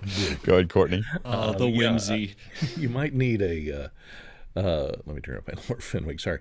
You might need a pop filter on that because I did hear a couple of plosives go by, and that naked microphone is really sensitive to any kind of moving wind. Go ahead, Jason. Yeah. I don't have a frequency meter handy, but I would say maybe 2 to 5,000. I can hear a high pitched tone. There's a very constant. Yeah, I'm not sure whether it sounds like fan and self noise. In the system, it doesn't sound. It sounds like there's it's probably the mixer mixed with. You have some noise in the system. I mean, some noise in the room, right? You have some fans. There's the fan on the laptop, and here's the pop filter, and you can now see the reason why I don't use it. It's huge. It's huge. Yeah, exactly. And excuse the noise while I move the things that fell over, because I moved the things. These little small diaphragm mics that's going to be a little can work really, really well, but the capsule is right at the very tip of the mic. It's right there, and that's why it's so easy to pop those things. And a shotgun mic like this, the capsule's way back here. So it's much harder to pop it. Right. Yeah. Go ahead. Yeah, by the way, do not buy cheap mic boom stands. I think you can all hear that. Yes. Uh-huh. Yeah. Uh-huh. Yeah. That's why I'd never touch it during the show. But yeah, I think that there's some fan noise, and I think that there's also a little bit of system noise just going through the system, for that. Yeah, going into the sound of the Lenovo W541. Every time I listen to it, there's something that it does, even though it's NDI and it should be digital all the way through. The sound coming. Well, but out I think of the I think Vmix your machine sound when is you plug coming. the same headphones in are a lot cleaner. Yeah, I think that the sound though is coming from your room, the just the system noise of your room, as well as I think the mixer preamp is probably a little noisy. There's probably a little bit of noise in there, just very fine noise. Go ahead, Jason. It is known that particular is that the ThinkPad with a 10 key? It's the wider, the W series is one of the wider ones, I think. So notoriously not quiet computers. I love them, but they are not quiet. I bought it because it came with a Quadro GPU. Yeah. Very good. All right. Let's jump to Hasmukh. Hasmukh? Before office hours, I had only 2 mics, my laptop and a USB Audio Technica. This BR-Heil40 is my 8th mic since office hours. What have we done? We're expensive friends. Just to put things into perspective. So I have original sound off. I'm waiting for my pop filter to come through for this Heil. And Leo sending me a Elgato low profile arm. I'm going through a Mixpre 6. I just checked my noise assist is actually off. So I didn't want to dabble with it during this Ruthless review. And then the room is pretty closed. I have plenty curtains around me. So that's me. Did you say the original sound is on or off? It's off. What happens when you turn original sound on? It's now original sound is on. And there's the fidelity. Yeah. So it's definitely getting rid of the noise. Can you turn it back? Can you turn original sound on again? It is on at the moment. So you want me to turn it off? Oh no, yeah, no. It's on. Original sound is on now. Yeah, it's on now. Yeah, it's on now, and now I prefer that. Now I'm going to turn it off. Original sound is off at the moment. I preferred it on myself. And then you have in the I prefer the original sound on yours, even though there is a little bit of a hiss there, or a little bit of noise that I can hear. But it still sounds full. It just sounds more complete. It's definitely carving you out a little bit. Yeah, original sound is on. I mean, one other thing that helps me a lot is my sidekicks in my ear. When folks used to talk about this little sound and background noise, I could hardly hear any of that. But all the reviews we've had, I've heard each one. And without in-ear monitors, it's impossible to hear it. No, absolutely. And does that Mixpre have noise assist available? Yes, it has, but I saw it was turned off, so I didn't want to dabble with it before this Ruthless review. But I do have it, yes. Yeah, I think there's a couple things. One is that you're probably further away from that mic than it's designed, which you probably know. When you have another stand, it'll get closer to it. You probably want to cut that. Oh, really? It's just that? It looks further away than that to me. I don't know why. So I'm quite close to it. Lean into it just a little bit, just to. And now, how's that sounding? Am I leaning? Yeah, sounds better. You need it. So it's just the way that because here's the thing is that off-axis rejection on the Heil specifically drops off really fast. That cliff is literally an inch makes a huge difference in the overall sound there. So I'd probably I probably wouldn't put it. I know that Courtney says it sounds better, but I wouldn't put it straight in front of me. I'd still have it to the side because, especially without a pop filter, but I tend to always want to have it at just a slight angle of what I'm doing. Go ahead, Courtney. Well, I would raise the back Gee, I'm out of focus. I would raise the back end up just a little bit. It will get you less of the reflection off the ceiling and give you a little more better signal-to-noise ratio. Than am I out of focus? I've moved it a little, so is that better now? Yeah, it does sound better. Yes, that's better. Okay. And I do think with the noise assist set at like 3 or 4, it'll just very softly take off that little hiss that we hear from it. But sure. I don't hear it anymore. Is your audio, is original audio still on? Yeah, it's still on. Still on. Original audio is still on. I mean, I can dabble with the noise. I don't even know if you need the noise assist now. Like it's really clean. Yeah, it sounds really good. Yeah. Cool. Very good. Mr. Preto, thank you, Cosmo. John? Yes, sir. I've Heil PR40. I don't have I need a windscreen on the front of it because I get plosive. And then I'm into a Focusrite Claret 2 Pre. Replaced my Scarlett 2i2, which was very finicky, as Jason has enumerated. And original sound is on. My room's pretty quiet. And that's the sound chain on this machine. Any comments? Nothing we haven't said before. I mean, proximity effect. He's sort of out of the proximity effect zone, I would say. Or you are, John. I shouldn't talk to you in the third person. You're right here. Yeah, just a little bit out of the proximity effect. Yeah. You could move it into frame if you don't mind being more in frame. And as long as it's down low enough or just a little bit off to the side, you should be able to avoid plosives even without the pop screen. Yeah. Go ahead, Mitchell.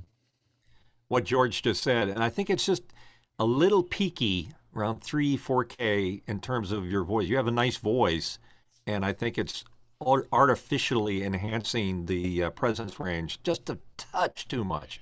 That's just my personal opinion. One thing, by the way, that I noticed with Hosmuk and I think also with Stewart is that the sibilance seems to be more pronounced with. It's not happening with John. So I'm just saying, I'm just noticing as we go through the thing, is when original sound is off, there's more sibilance. It's just in the way that processor is working.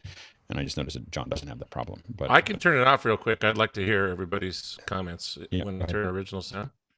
Original sound is now off. This is John Preto. I'm experiencing packet loss about 8% according to Zoom.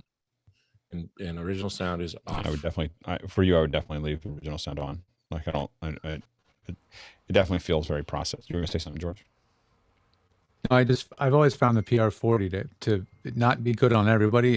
It does have like a presence boost, like a 2 to 4K for intelligibility, really. Yeah. And some people's voices are naturally already strong in that range. So right. If you do have access to an EQ, I would just dip it out a little bit in that range, a few dB, just to smooth it out. But that's a subjective thing. Great.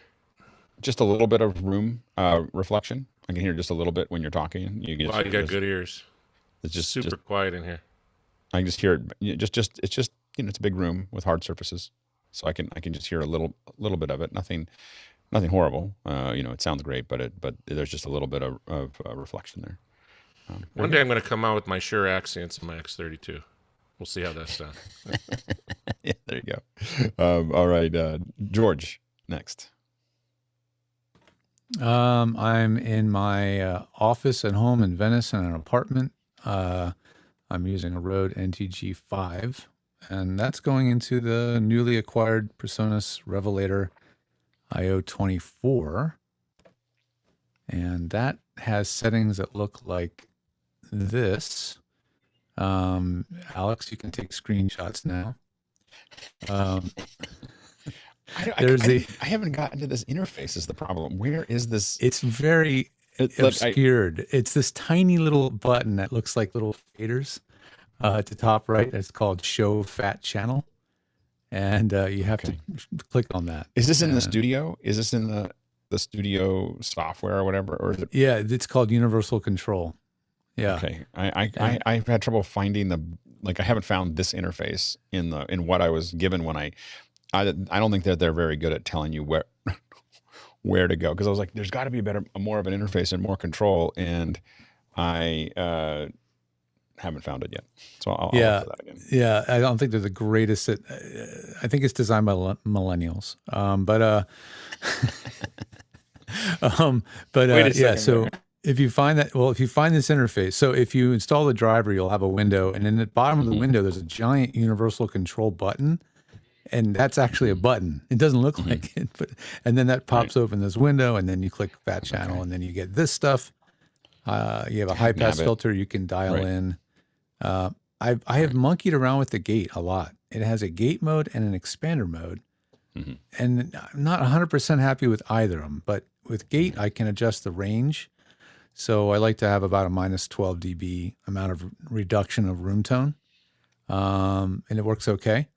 And then compression-wise, I like to use about 2-to-1 compressor. And then EQ-wise, I've got a presence or a top-end shelf on here. I can turn that off, and now you can turn that off, and that's more or less, actually, let's turn it off completely. Now it's totally flat. This is the way this microphone sounds out of the tin, which is still pretty good. And then and then a limiter just to make sure things don't jump out at us. But that's what I'm running on this end. Yeah, I really want to play with it, and I got it because I thought that there was an interface, and then so far everything it's told me to download as I registered and everything else has not had anything other than some super basic controls. And so I was just like, I just haven't had time to dig in. But now you've gotten me more inspired to figure that out. Go ahead, Mitchell. George, I'm enamored with how good it sounds. It sounds great. I don't hear any room tone at all. And I'm shocked and surprised that you have that many plugins running because I don't hear them working. And that's a real art form, being able to make those adjustments and not have it sound like it's affecting your voice. So I would say that you sounded pretty darn good. And what do you think of that NTG or that Rode microphone? Because that was one that I've kind of looked at to slap on my camera. Well, if you can get one, because they've been so popular and supply chain, blah, blah, blah, because they come from Australia. But they are, very excellent. It's their newest iteration of shotgun mic design. It's got all the latest, greatest of all their manufacturing and engineering. It weighs 78 grams. If you have to put it on a boom pole, it doesn't weigh much at all. And it's clearly aimed at, taking a bite out of the Sennheiser MKH 416, user base. And it's very competitive to the way that mic sounds. It compares favorably. And it's about half the cost in the US to buy one. So I've been recommending it to a lot of voice actors, and it just doesn't make sense to use shotgun mics to most people on voiceover. But there's just so many practical reasons why it works so well, especially because voice actors have to read scripts. So you have to have this big thing in front of your face that you're reading, and you don't want this giant mic in your face or in your way. So that's why I really like it. But I'm glad you like it. This is just a result of, I obsess about this stuff. You guys all obsess about a lot of things, and I obsess about the way human voice sounds spoken word through a microphone, and that's what I do. And so it's just a familiarity with hearing so many voices, and to me what sounds subjectively good. What is the model again that you mentioned? The mic is the Rode NTG5. Go ahead, Sky. Well, and I wouldn't have heard this except when Mitchell jumped in next to George. There was a timbre difference. Now, Mitchell, you've got a low register, but compared to George in that moment, his is much broader on the low end versus Mitchell. I thought yours was awesome, but now it sounds thin. But you can comparison. And that's what I was talking about, is that I can hear the timbre, but I don't hear the resonance that I would normally hear in there, and that's what I'm trying to figure out. And if I monkey with the high pass and go up to higher where Mitchell's high pass is set closer to where he might be set, it does start to thin out a little bit, Yeah. And I might use a high pass filter if someone's in a really small booth that's very resonant and boxy to negate that. But if you're in a larger open space, as long as you don't have a lot of rumble, you can run the high pass filter down lower and still, keep that low end richness in the voice. Yeah, absolutely. And you guys convinced me. I'm going to sneak it up just a hair. Go ahead, Guy. You're next. Let's see. I need to update my lower Fenwick because I'm using a different mic. This is a CAD E100S, and then it's going into the Mix Pre, which has low cut at 80 hertz, and it what else is going on? I think my noise assist is set at -9 dB, and then it goes into vmix, and it goes. I throw in 130 milliseconds of delay, no compounder, no EQ, which I could probably do something with some VST plugins or something to make it sound a little bit better. But let me talk directly into this mic. Let me switch back to my wide shot. So when I'm talking normally, I'm talking straight ahead, and the mic's, about what, 4 inches, 4.5, 5 inches away. I need to get a better mic arm, but if I'm talking directly versus talking into the microphone, it sounds like this. And if I'm talking straight ahead, it sounds like this. CAD E100 super cardioid microphone. Mix pre. I like that mic. I like that mic, but recently, didn't you? Yeah. And yeah, there was this one has a built-in shock mount, and so it's really small. Oh, that's the wrong shot. It has a really small like rubber bands for the shock mount that take away some of the noise that's coming through my desk. It was getting transmitted up the mic arm because this is just a triad orbit arm with no suspension. So with the suspension, I isolated that sound that I was getting. I think it was from my computer fan. Also, do you have the high pass filter on the mic also turned on?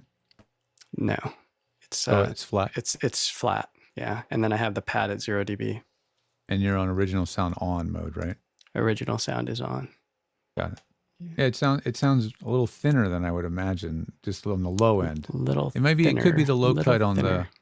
Take the mix pre is a little extreme. It might be a really extreme slope, like it hits 80 hertz and disappears. I don't know what the slope is on that filter on the mix pre. So you want to try taking that?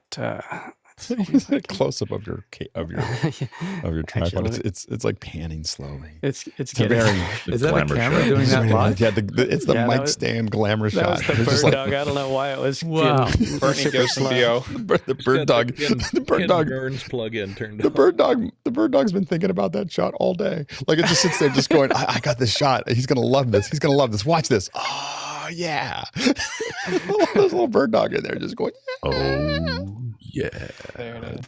Anyway, go ahead. That's funny. So now here's the low cut completely off, and I'll talk back into the microphone dead on, facing it this way. Low cut doesn't do anything. Fascinating. Yeah, it just sounds like there's still something processing, modifying the way that mic, because I know that mic really well. It's another one of my all-time favorite voiceover mics. It's super cardioid, means it focuses in, it doesn't pick up as much room reflection. It just sounds, for lack of a better word, a little thin. But I mean, it sounds great. It just doesn't sound like it has that low octave that it normally would have, is what I'm saying. I'll have to check everything else in the chain, and maybe there's something I tweaked, but it's pretty simple. I mean, it's straight in, and I double checked all my audio settings. There's no EQ, no processing. I like the way it sounds now. So yeah, I would not turn on the high pass. You don't need it. There's also some kind of really high pitched fan that I can hear. Okay, I'll be quiet. And then, so this is noise assist at 9, so I'm going to walk it up to 12, 13. It's gone. There? No, so it's good. It's gone. Here's how it normally sounds. Yep. Wow. And so what's happening? 0 dB, and then 9. You hear that? There's that one little tone in that fan that I can still hear at 9. And then 13, is that the magic number, or 12? Because what does that do to the timbre of my voice when I start? It starts cutting into your voice I very rarely turn the noise assist over 6 or 7. So it is once you get over about 6 or 7, it starts to really dig in to your voice. So maybe the happy spot is 11. Yeah, it's this mix panel. This background light it's a monster. It's probably overkill. I mean, maybe I don't need that much light. Is that the 150? Yeah, it is the 150, and it's like right here. It's right. It's not far from me at all. Yeah. Turn that off. Yeah. But then I wouldn't have this cool purple, and I just look normal. The 6C. I wonder if the 6C would do it without making any noise. It doesn't have any fans, I don't think. Yeah, that's true. I have some other stuff. Yeah. Anyway, it sounds great. Let's jump to Michael. Nope, can't hear. Hello, let me unmute. I've got a AT 2020 I've got a lot of microphones. I got AT4050. I got a Telefunken. By the way, I wanted to mention when they were talking about pop filters, this is a great pop filter made by Telefunken. It's metal and it goes around most condenser mics. It's called the PL05. So if you need something like that, a nice metal pop filter, that's what I'm using on this one right here. And I'm going into an Apogee converter and into a Mac Pro. Now, geek out, I've got original sound off and noise suppression on auto inside of Zoom. And I've got all Waves plugins, and I could put in EQing, compression, and all the other things that everybody else is putting on, but I'm just doing it as a small chain right now, just original in. And what happens when you turn original audio on? Okay, let's turn original audio on, and now original audio is on. Original audio is now on, and this is Mike Drosty from Peoria. Go ahead, Mike. George. Your original audio, it may be on, but you still have to go into the hood in the system, in the settings of Zoom, into audio, and choose high fidelity mode when original sound is on, and that will give you the full, fidelity that you can get out, that you can eke out of Zoom. And then you have those tools at your disposal, so you could definitely, use some expanding to control your room tone better than Zoom in a more, less heavy-handed way. And then the rest is just acoustics for you. It's just, it's a reflective room. It could use some more damping to knock down the reverb in the room. Thank you very much. Yeah, I just turned on high fidelity mode. I feel like something's still getting processed somewhere in your system. I have nothing going through. It's going through an Apogee converter, and this is original sound is still on. Now I'm going to turn off. Now original sound is It off. sounds identical. That's what's odd. There's an under the hood setting, maybe a reboot of Zoom. Something's not switching internally. It's not switching it on. Yeah. Go ahead, David. Okay. Just out of curiosity, with those original sound options, what are the preferred ones? Because currently I have high fidelity enabled, echo cancellation is not enabled, stereo is. Should they all just be on, or is it per system, per usage kind of thing? I admit that I turn my echo cancellation on so that I can lean in and turn on open my speaker mic when I'm in like little. If you catch me outside of the show, a lot of times I don't feel like putting my headphones. I just use an open speaker and talk because it's reasonably good without it. So I leave my echo cancellation on because otherwise I forget, and suddenly people are hearing themselves at full volume back. And so the stereo I have turned off because I have some setting wrong in my expensive mixer that I'm only coming in one channel. And then I keep on going, I'm going to fix that, and then I just don't get around to it. Go ahead, George. And I don't think there's any need for stereo mode to be on if you're doing spoken word. I don't know if there's any fidelity improvement that comes along with being in stereo mode. So it was nice that they added that in for musicians during the pandemic. There was so much performance going on Zoom, and they really stepped up. If it wasn't for the pandemic, I don't think Zoom would have ever been motivated to improve the fidelity. They wouldn't. Why bother? But now we can do that. We'll do a lot of video playback through the camera feed for work stuff, so we'll usually enable stereo for that reason. Yeah. Okay. And cool. A sidebar. I'm doing a webinar today on using Zoom Webinar, and they just found out that they improved the screen sharing sound sharing to include that high fidelity also. Yep. Which is awesome because I'm collaborating on this, and I'm having someone else teach. When he plays back a sample in Adobe Audition, we all will get to hear it in good fidelity, which is awesome. We're really glad. It's hidden in the little carrot. It's like hidden in there. Like you have to go, oh, right, I want to have high quality. Discovered it during tech rehearsal. I never would have known if I hadn't done that. Yeah, absolutely. Michael, it sounds good. It sounds like there's something processing it, like you're not getting the original audio. And it feels like it's just getting clamped a little bit. Go ahead, Courtney. Okay. I think he said he was on a Mac, but I was going to point out for people that are on Windows, if you go to Advanced on the Zoom settings, there's a signal processing by Windows audio drivers. You might want to turn that off. Mine was set on auto, so. So, but very good overall, Michael. Very good. Thank you. Next question, or not next question. Next person, Noah. All right. Hi, everybody. This is Noah going into the Heil PR40 into the Mix Pre 3.2 with, I believe it's 6 decibels of noise assist. Just checking that. Yes.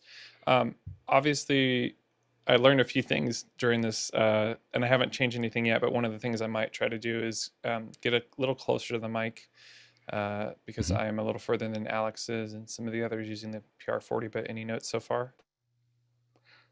And your original sound is Oh yes, original sound is on. right. Try turning just as an experiment. If it's not hard to get to, try turning your noise assist up to like 8. Sure. I am unmuted so you can hear me. I'm selecting my noise assist and I'm gonna go. This is 5, 6, 7, -8 now for my noise assist. So it's a little stronger compared to before, and I'm just gonna keep talking until Alex or someone cuts me off so you can hear that. And just so people can hear it, can you turn it all the way down? Sure.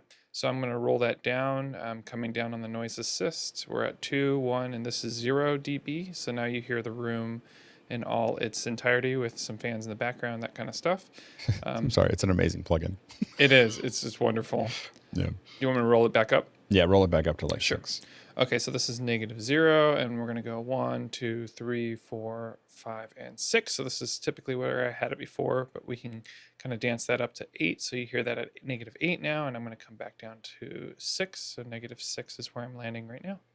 I mean, overall it sounds good. I can hear a little bit. I can hear a little noise in it, still in it. But I think if you turn up any higher, you'll start digging into your voice, just where you're at.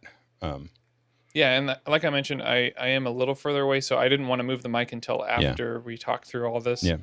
I also want to go to a low profile arm because as I raise the mic, the boom arm gets into the shot a little too. So Yeah, that's why I like the low profile, and I think that I'm really interested to see how. I'm so tempted to try to buy one of the low profiles from Elgato because it's so much less expensive. I want to test it, but I'm so happy with the one I have. I know I'm not going to use it, so I know if I buy one, I'm just have to give it to somebody or sell it away because the one that I have, I'm super happy with. I think they're out of stock from what I've seen. So it's about to say it's going to be a good 6 months. Leo Mindel can get them anytime you need. It costs $30.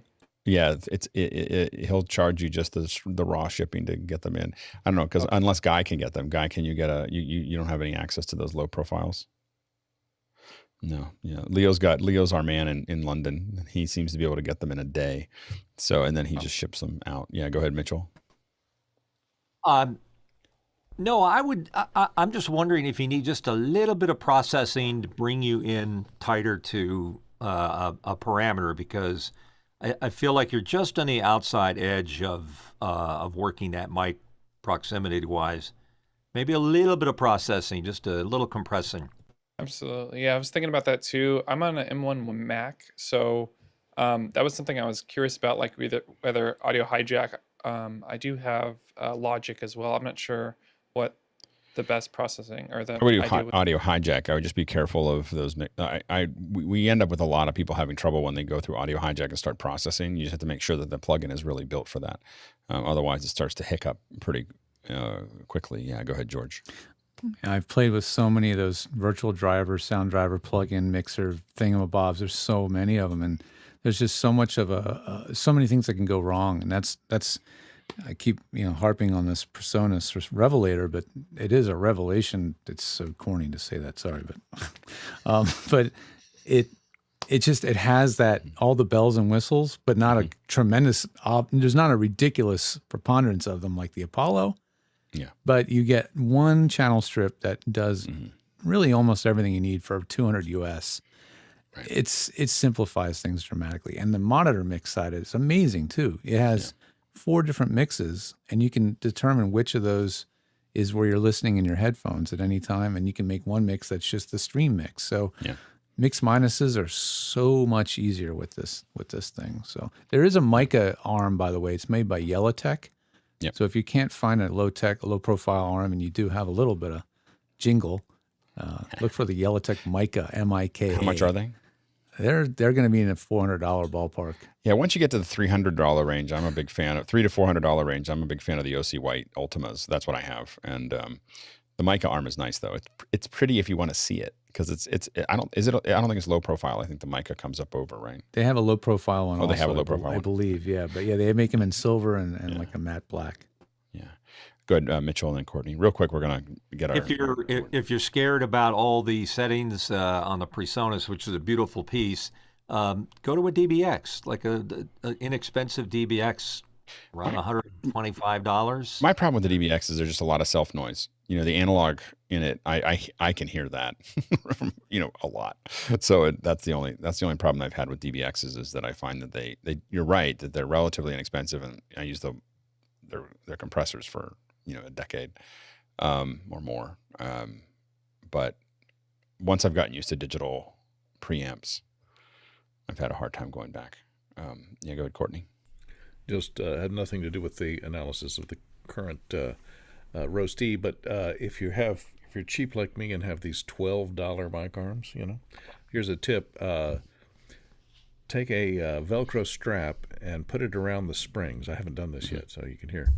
That's what the springs sound like. If you dampen them with putting a Velcro strap around both the strings, it only sounds like that. So it'll eliminate a lot of that, dampen a lot of that resonance. So you don't have that when you move the microphone.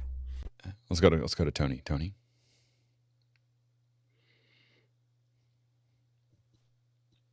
Hello.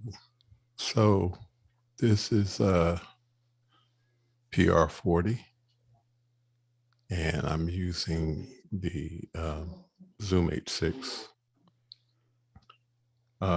It's going into the Mac Mini, and this is extremely different from the last time I had a review. I was using the Pile. Right. And I'm using the sidekicks, which were a gift from Cape Town, South Africa. And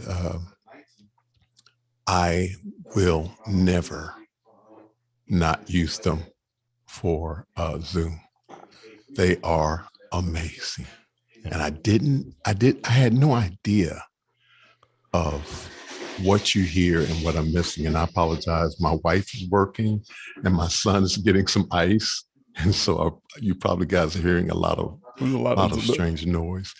But this is a big open room. And as I said, my wife is working and my son is getting some ice.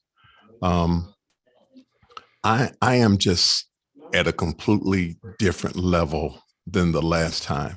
Yeah. And so this PR40 is amazing. And I have to say that it was also a gift from an anonymous donor who said that I could not share. He just thought that I needed it for conversations.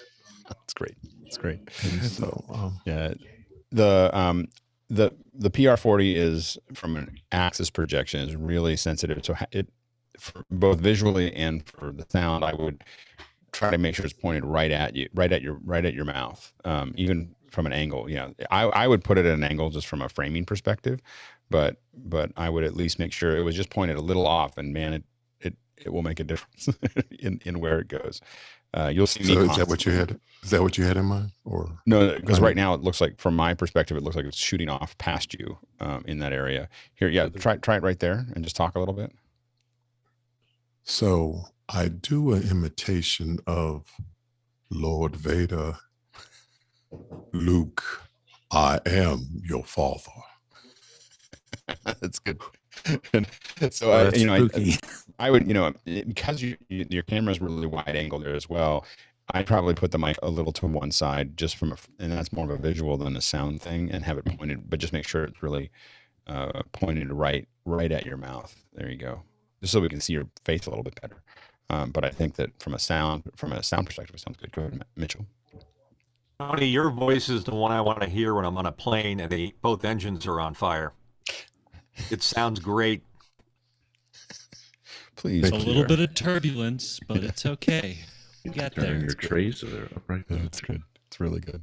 That's come a long way. Like, I mean, it's amazing over the last, I don't know, has it been a year? Well, more than a year, right? More than a year and a half, where you started with a laptop and now you've got, you're going all radio on us. Any other comments? That sounds great. Yeah, go ahead, Jason. It's worth mentioning, I guess, as we wrap the hour up, that most of us have done radio and many of us have been in front of microphones and listened to ourselves for a very long time. I don't know anybody who sits in front of a microphone with headphones for the first time and goes, I sound amazing. Like, nobody does that. That is not a thing. You're going to sound like, this bizarre kind of throaty alien at first.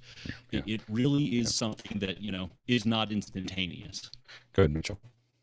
To your point, Jason, there are too many radio people that are more interested in hearing their voices back in their headphones, and it affects the way they speak than it does if you try to work without them. I think you sound more natural. But that's an interesting phenomenon that I've seen it played out over and over. Is radio guys getting really into their voices with the headsets on? I think something you can get into. I think that I find that after 30 years, I can't not hear myself. Like I just feel like I'm flying blind if I don't hear my voice while I'm talking. Go ahead, Josh.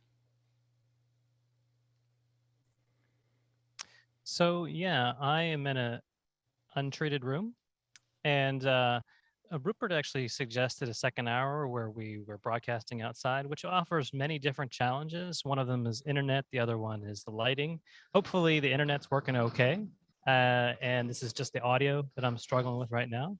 But I'm coming in on a SM58S, going into a Behringer Flow, going into a Surface Pro, and into Zoom. And hopefully the audio levels are the same. I did change a few things on it, and I currently do have the original sound off. What happens when you turn original sound on? Well, you're going to hear my world. Here we go. And welcome to my world. So original sound is on. And here I am speaking. And how does the it's really low, so I think that's one of the things. It's just you're coming in low. Let me boost the gain. And you do sound like you're in your noise floor. Okay, I'm going to go ahead and boost the gain up. And how does that sound? Is that closer to looking at 23 on the meters? Or is that 30? Sorry, with the glare, it's hard to see the chart. Do I need to come up a little bit more? It sounds better. It's very, it sounds, are you processing it both on the top and the bottom? Because it sounds like it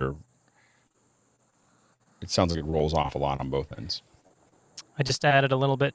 No, there's no processing. I do have the EQs up, but it's all flat at the moment. Sorry, talking off axis. And I'm not sure how much of the noise. I'm not sure how much Zoom is cooperating too, because this is for the first time in the Zoom call. Some of you guys are breaking up, so I'm not sure if I'm coming through clearly. You are. Now go ahead, Courtney, and then George. All right, I had my mic turned down so I could listen to you and not hear my own self noise in the side tone. If you back, you seem to be right on the edge of the pattern of that microphone. If you back the boom arm off about an inch to your left, it would be more in front of you, like there. Okay, I'm going to go ahead and say a few words, and I'm going to try and hit the center of the cardioid right there. How does that sound?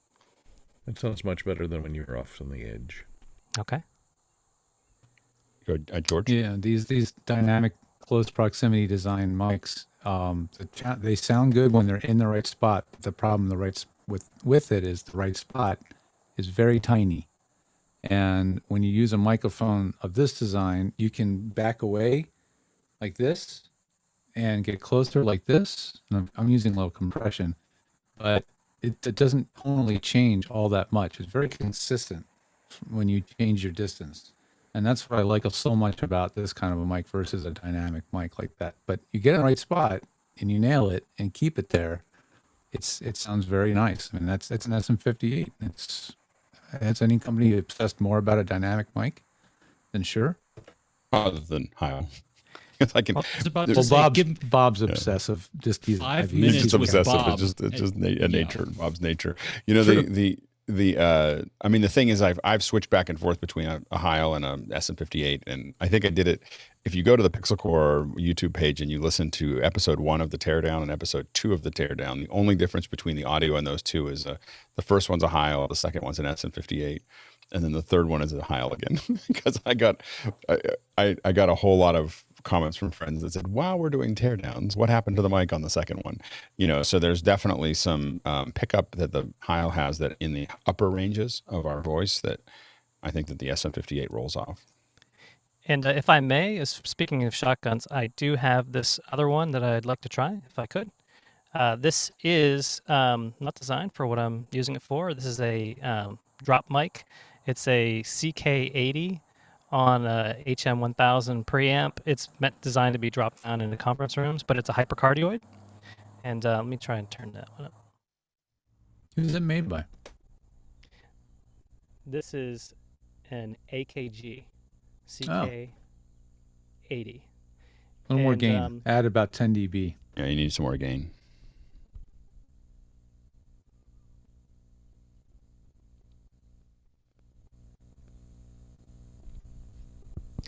Okay, the prescribed 10 dB of gain has been added. I'm now at 35 decibels, and I believe that I'm in the sweet spot of this microphone, but I can sort of roll off axis a little bit to give you an idea about whether I'm centrally placed and I'm off to the side, speaking into it, and just wanted to compare this with the dynamic mic with the hypercardioid, because there is a lot of noise. There's an electrical interference noise from that mic, like a grounding possible issue. Okay, you heard it more whenever I raised the Definitely gain? hear it more in that mic than I didn't hear it at all. I didn't hear the ground issue before. So it might be even just the XLR going over a power cable. Like it's that kind of subtle. It's not like a ground loop. It's the XLR this is an XLR cable getting near a power cable. And See, try I can actually unplugging your Surface. Can you unplug okay, it? from power. From power. That's not going to work because I'm in a docking station. Okay. Unfortunately, yeah, Okay. I'll lose. So maybe a ground loop, perhaps. It could be a ground loop, but it can also be just the power going into the computer. Like I found that like with a MacBook, I'll pop it open and suddenly that really subtle ground, because a ground loop is really noticeable. It's like bzzz, and you can hear it and see it and all kinds of other stuff. But with what you're hearing there, it sounds more like interference that's coming in from an audio cable near a power cable.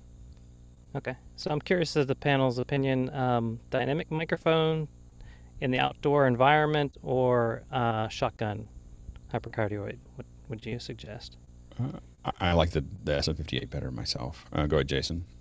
Yeah, I would go with a dynamic, but I guess it all really just depends on your skill level and how attentive you want to be to it. Yeah, go ahead, Guy. A better shotgun mic with proper wind protection would be better. You would get more detail, more high end. The SM58 is pretty dry in comparison to a nice shotgun. But I do like the traffic sound. I keep hearing the car. Yeah, there you go. Yeah, so I have to admit that I don't use shotgun mics outside very much if I don't have to. Because it's just even with their pattern, they tend to pick some stuff up. So, yeah. And this is back on the SM58 for comparison and trying to stay in the cardioid pattern again. And is that the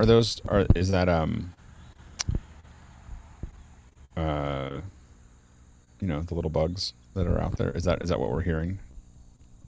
You're probably hearing the Cicadas. crickets. Yeah, did I leave? Yeah, so Cicadas or original crickets? sound is Crickets. on. Yeah, so I'm going to turn original sound off. And now original sound is off, and it's probably digging into my voice quite a bit. It's digging into your voice a little bit, but in your case, I would probably leave original sound off, just because the crickets are very noticeable. Yeah. Crickets. Yeah. Anything with my EQ that I could do to try and compensate for? I wonder if Zoom's noise compression would fight if I just boosted some frequencies. Good question. Yeah, I think if you added more top end, it would probably just kind of squish it down right a bit. About 2K, 4K. I think you just get rid of all the crickets. That's the key. The right way to do this, which would require lots of frogs, and then you'd have a whole other problem. That's right. That's right. I'd say a spectrum meter is the right way to do this. Record and look at your frequencies, check the heat map, and then EQ. Yeah, and it's dynamically changing. That's the challenge. Like there's a car coming, and then I'm actually in the landing strip at Pittsburgh International. So I have to admit that's why we when someone says we're gonna do it outside, I'm like, do we have to? I'm like, do we? I do it outside if there's a reason to be outside, but I won't do outside things if I don't have to, just because it's I'd rather make it look like it's outside than actually be outside because of the challenges that you're dealing with. It's a green screen. Yeah. Yeah, exactly. I've done that. so anyway, all right, good. It's a good test. Sky. MV7, literally 3 inches away from my mouth, going directly into a 2019 MacBook Pro. No filter, physically, 3.5 feet from a curtain in front of a hard surface window with a laser light behind me. Did turn my earbuds off the noise cancellation, so that allowed me to hear more. But the thing I wanted to make sure I said is, George, you are the sound sommelier. Your ability to hear things are scary good. Thank you. George does. Thanks. I know, but that he brings it here. That's are you kidding me? Yeah. Awesome. Thanks, guys. Yeah, no, Sky, that mic has a lot of tone shaping settings on it, right? It might, if you knew where. Yes, it does. EQ. There's the software that comes with it. Mm-hmm. Can you kick? Is there one that's like a presence booster or like a treble booster one that gives a little it's bit got more? 4 graphics for the civilians, and one it says if I hover high pass, and then come on icon, hold over the top of it. Presence booster. Okay. Clicking on a presence booster, and that is of the 4 presets in the mic setup for the Shure Plus MV7. I think it sounds better. Okay. I'd love to get some more low end because my voice, my theater coach always said, use the diaphragm, stop talking through your nasally, cavity up here. Now I do have a high pass and presence booster as a 4th option. I'm going to hit that in 3, 2, 1, 1, 2, 3, high pass and presence booster. If you want to retain your low end, don't use that setting because that's a high pass. Also is known as a low cut. That's the opposite. Okay, then going back to presence booster. Now clicked on the 3rd preset setting in the EQ of the MV7 Shure. But thank you. This is a great thing. Yeah. So that mic impresses me. Considering what it was designed to do, it does it really well, and it's plug and play, USB, ready to go. Yeah. Price point was within my budget at the time. It's on a. So Alex, if you want to get that stand, I'd probably buy it used from you. Okay, that's good.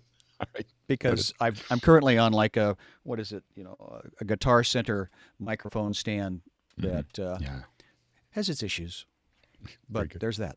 No, it sounds good. Okay. I will say the SM7V is something that we've kind of gotten into the habit of starting to recommend to people when they say, "Oh, I just want a radio-like mic that is USB," like that is not. I don't want to think a bunch of things on the other end of it. I think that we used to say, sorry, Shure MV. 275 currently being sold MV7. Yeah. Okay, got it. MV7. Yeah. I can't keep track of those. Sure has got to be the most confusing group of folks that put these things together. I mean, what they name doesn't make any sense to me. Anyway, because to me it's like an SM7B, but it's with a XLR. So I just feel like it should be an SM7V, and then that would make sense. And that's why I call it that. So anyway. Yeah. All right. Well, we made it through another Ruthless review. We learn a lot. Like the goal here is not just that we pick at it. It's just that we're talking about how all these mics work, and and at a level that I've never seen a group of people sit around and talk about for an hour, like as we go through it. So we learn a lot about that process, train our ears, and start to listen to it. So it's a really interesting second hour. Anyway, and 100 people hung out with us to watch us do this. So really fun. Anyway, yeah. So thank you to our producers who, of course, like every other week or every other day, asked some great questions and kept the conversation going. And I apologize that we ran out of time. If there's, I actually didn't. I probably had a bunch of questions. Oh no, just people just watching. So anyway, but thanks for the great questions, and of course, thanks to the panelists for being willing to get up here and just it's quite a process to be willing to just get up in front of 100 people and say, okay, here's my mic.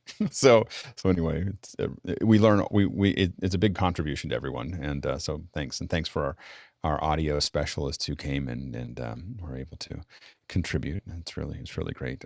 I'm always, when I do the mic check, I'm always like, I hope George shows up. When I do the Ruthless Reviews, George has got to show up. And if we have George and Courtney and if we can get Bill and we got Mitchell and we got, so we got a lot of people who think about audio a lot. So anyway. And Tucker was listening in the choir, in the routers.